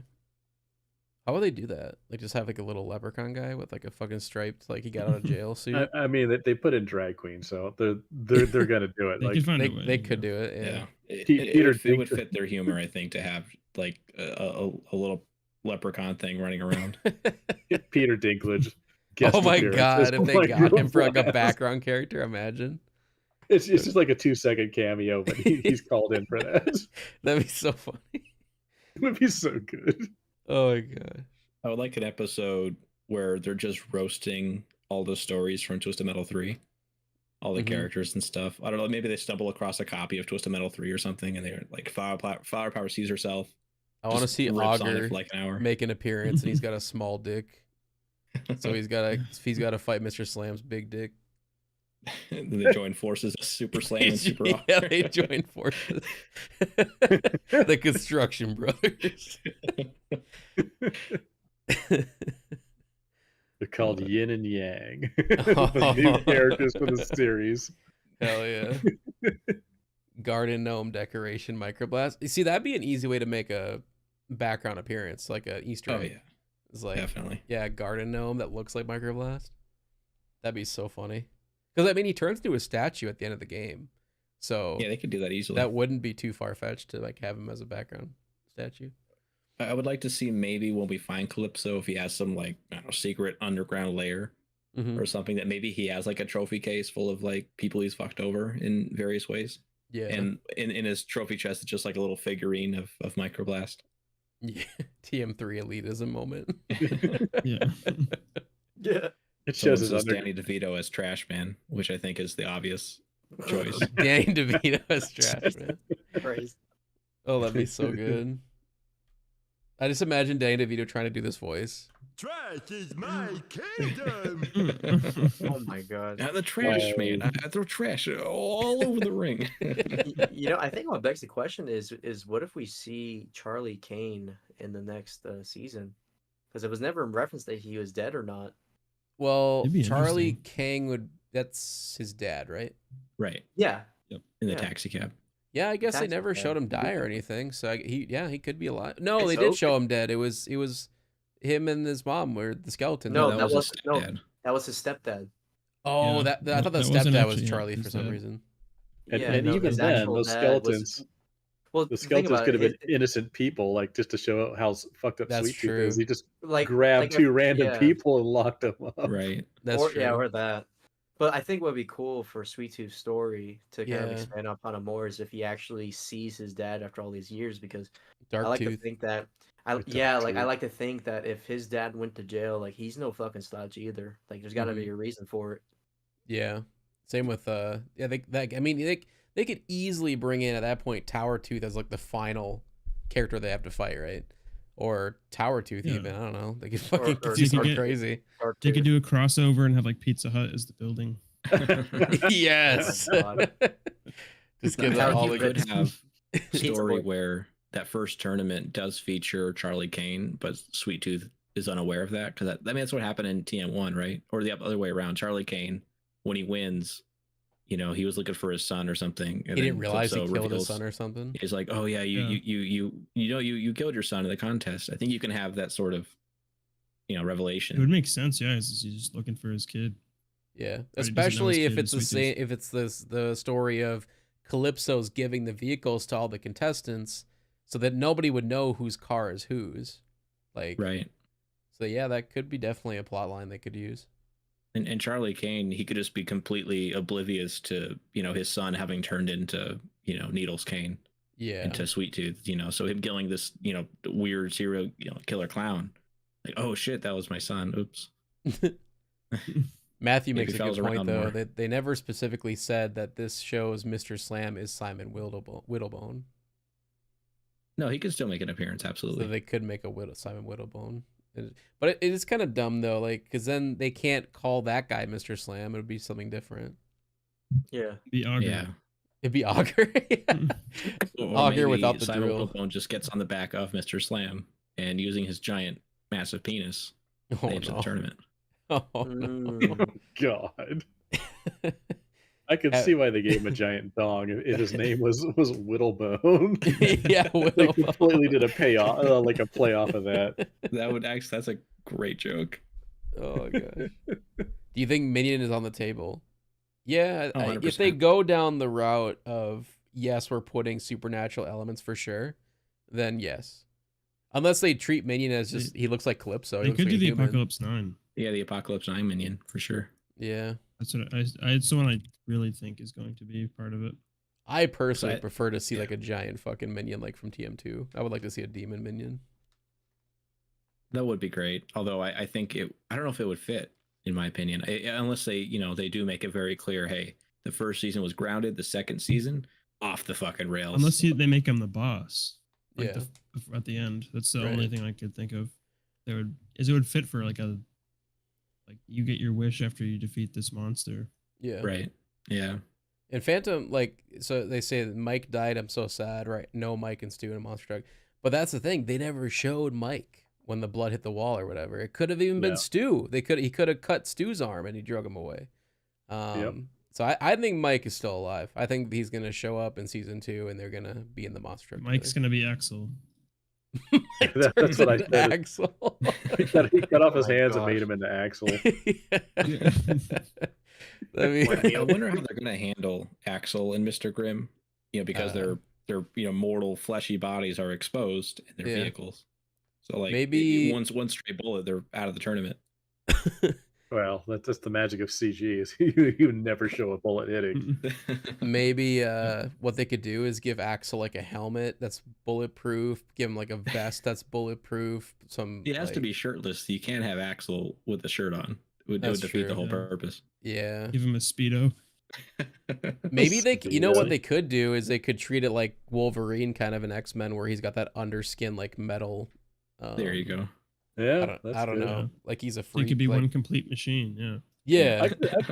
I could see them armoring him up. I mean, they had Sweet Tooth, who's always, shirtless. They put him in a bulletproof jacket when he raided Hoover Dam. That is Oh, that's true. true. they Yeah. did. Yeah. I don't want to see Axel with a shirt on. Maybe they can do it and it makes sense. I need to see a shirtless Axel. Just a Mike would shredded be dude. small brawl Axel. What? A small brawl Axel. Give Axel more steroids. Yeah, that'll just deflect bullets. Those pecs. It should be Terry Crews. Should be Axel. Oh, that'd That'd be be great. cool. That'd be perfect. Force field, maybe. Oh, that's true, Phantom. Maybe, yeah, maybe that's how they would implement or show special attacks like shields and freezes. Yeah. They could show like a bullet going at Axel's head and he uses a shield. Yeah, that He would just be catches- yeah. Catches You need to bullets get a good with his Axel teeth. power too. His teeth. Axel power. At least one good Axel power in the show. Like there needs to be a shockwave at least once. That'd be I sick. need him to look at the camera. Very like close shot. Axel power. Asshole power. It's just gonna be him farting. They're just gonna lean into the dick and fart jokes. Like no, Please, show us what no. it's gonna be. Giant shockwave. He should appear only in Speedos. Like he was in TM2 beta. Oh my god. I We need to cannot inject believe Terry they did that. Crews with some metallic in his DNA. Got it. I mean, like I said, like that could be a way to do it. Just like he was like heavily experimented on or something as the human Iron Man or some bullshit. You know, they could do it. Yeah, they can explain it for sure in some way. Yeah, I think that'd be fun. It'd be a fun explanation. I mean, I maybe wonder if they would go for Axel in the direction of TM2, where he's like this man who was abused and Yeah, tortured by his father, and he's like going like that whole route of empowering himself to confront his dad. yeah, Or if it'd be like the Twist Metal Head On, where it's just like, I want to get back in the machine, so I hired this doctor to do it, yeah. and now he wants my wish. That kind of felt lame to me. I hope they don't go that route. I agree. Or if he wants to try to become Super Axel, Super Played himself with Axel. armor, yeah. and he gets turned into a watch. I hope. I really hope if they do the whole contest thing for season 2. I don't know how they would do this because it's only gonna be one winner. So I was gonna say though, I hope they have like some people that get fucked over with their wishes, like in a jokingly way. But that wouldn't make sense because then there would have to be multiple winners, which I don't think would happen. Maybe there could be some like time splintering moment where it branches off and you get to see everyone's potential ending. Yeah, maybe. You know, or they which could would have be- flashbacks maybe to like previous contests if they've had them or something. Oh yeah, that'd be great. And I think Yeah. if Sweet Tooth won, he could have his TM1 wish. Like if he gets separated from Season Crazy 3. Harold the Wacky Lunch Sack, then his wish Yeah. would be to get him back. And Calypso's like, "Are you fucking kidding me? You've slaughtered like hundreds of people with this fucking bag. Just go to the grocery store." I'm nothing without you. I wonder what their direction will be for Mr. Grimm. I hope he's a silent protagonist. He's just creepy. He's just an actual skeleton. I think it would work.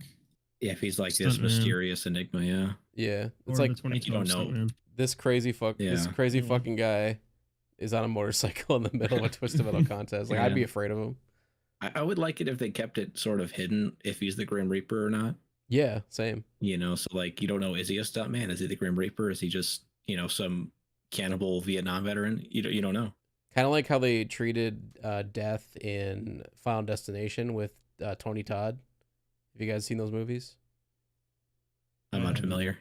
So in Final Destination, the whole premise of those movies is like Oh yeah. someone sees a dream, basically, like a, what do you call that? Like a daydream of something horrible happening that's going to kill everybody. And then they come out of it and it's like right before it's about to happen. So they get out of it and they survive.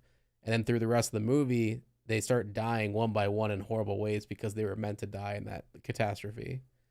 And they meet, like in every one of the movies, they come across this guy who's played by the actor Tony Todd, and he's super creepy.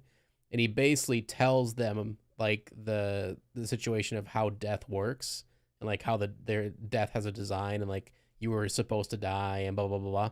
And it's just kind of, it leaves it open to be like, wait, how does this guy know this information? Like, who is this person? Like, where does he come from? And they never explain it, so you're just kind of left to assume he's actually Death, like just in human form, and he's toying with them to make them scared.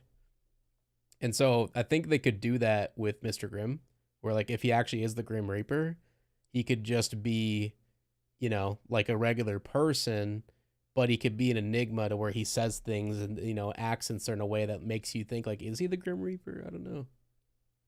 Yeah, I could see that'd be a great way to go about it, because it leaves, you know, this air of, you know, mystery. Mm-hmm. And I think that's what you need with a character who's supernatural, like the Dark Collector. Vegan is. Grim Reaper. And to answer Dalmask's question, is the show's tournament the first, or was that mentioned at all? It's either said explicitly or it's implied that it's the first It's one. the because first. I Raven think she says, did say it's the you know, first of its kind. It's yeah, gonna be the he's first. like of its Calypso kind. starting this tournament. Yeah, So yeah, I think it's the first one. yeah. So my theory of having flashbacks kind of, well, I guess unless no, that wouldn't make any sense. I was say unless season 2 jumps into it, and it's like the 5th contest or something, like it's in the future. But that wouldn't make any sense No. because John Doe's supposed to be in it. Right, and you need to have all the stuff they set up pay off Yeah. with Dollface and Quiet and all that. Right. Which, I mean, the whole Dollface being his sister, I don't know what is going to happen with that. Maybe his sister reveals some things about John Doe that makes Quiet question who he is. Yeah. You know, because we don't know anything about John's past other than Right. what Raven told us, which, you know, she might be unreliable. You know, so did John do something that Dollface is super pissed off at him about and she wants revenge in some way? Yep. Like, or what? Because she seems like she's mad. Like, oh, you know, John, we want to find him. Like, she's going to, you know, try to do something to him Right. rather than just reunite. So I wonder what's going to happen with those two. Now, like Matthew says, like if he doesn't say anything, that would mean his physical actions need to push the comedy forward in some way for Mr. Grimm. And they could easily do that because they've already done a character like that in, if you guys seen the show The Boys, there's the character Black Noir, which literally he doesn't talk. He's just a mute, but he has like the funniest scenes in the whole show. I mean, Crazy Harold, the Wacky Lunch Sack, had like the funniest moments, and he's an actual paperback. I think I can handle Yeah, Mr. Grimm. literally, yeah. I think they could do it without, I think a lot, like actions always speak louder than words. Right. But all right, I think this might be a good time to end the stream because I am falling asleep and I have to get up really early for work tomorrow. West Coast, Best Coast, boys. It's only 10:20. You lucky Yeah. bastard. It's 1:20 Yeah, a.m. here. for me. Yeah, man. Gotta get some sleep. I go to work tomorrow. I just realized it's the East Coast boys on the bottom and then the West Coast on top. I just realized that. Wait, I Right. thought Kong was West Coast. No, he's over here. Oh, What? All right. Yeah. Yeah, all that's a nice normal breakdown. people I like should I be. like the hierarchy here. Yeah, I totally didn't realize that until just now. That's funny. But yeah, thank you everybody for coming out tonight, for hanging out with us all this time. We've gone about 3 hours. This is a lot longer than I thought we were gonna go. Yeah. But what I'm going to do is I'm going to take just the section of the actual podcast.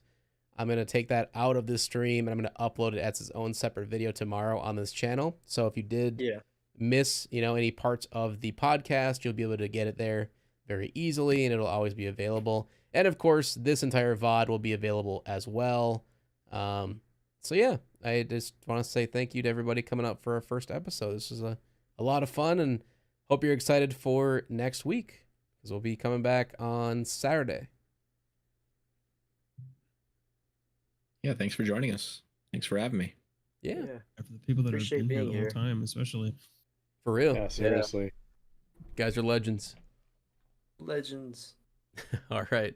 Good night, everybody. My Good God. night. My God.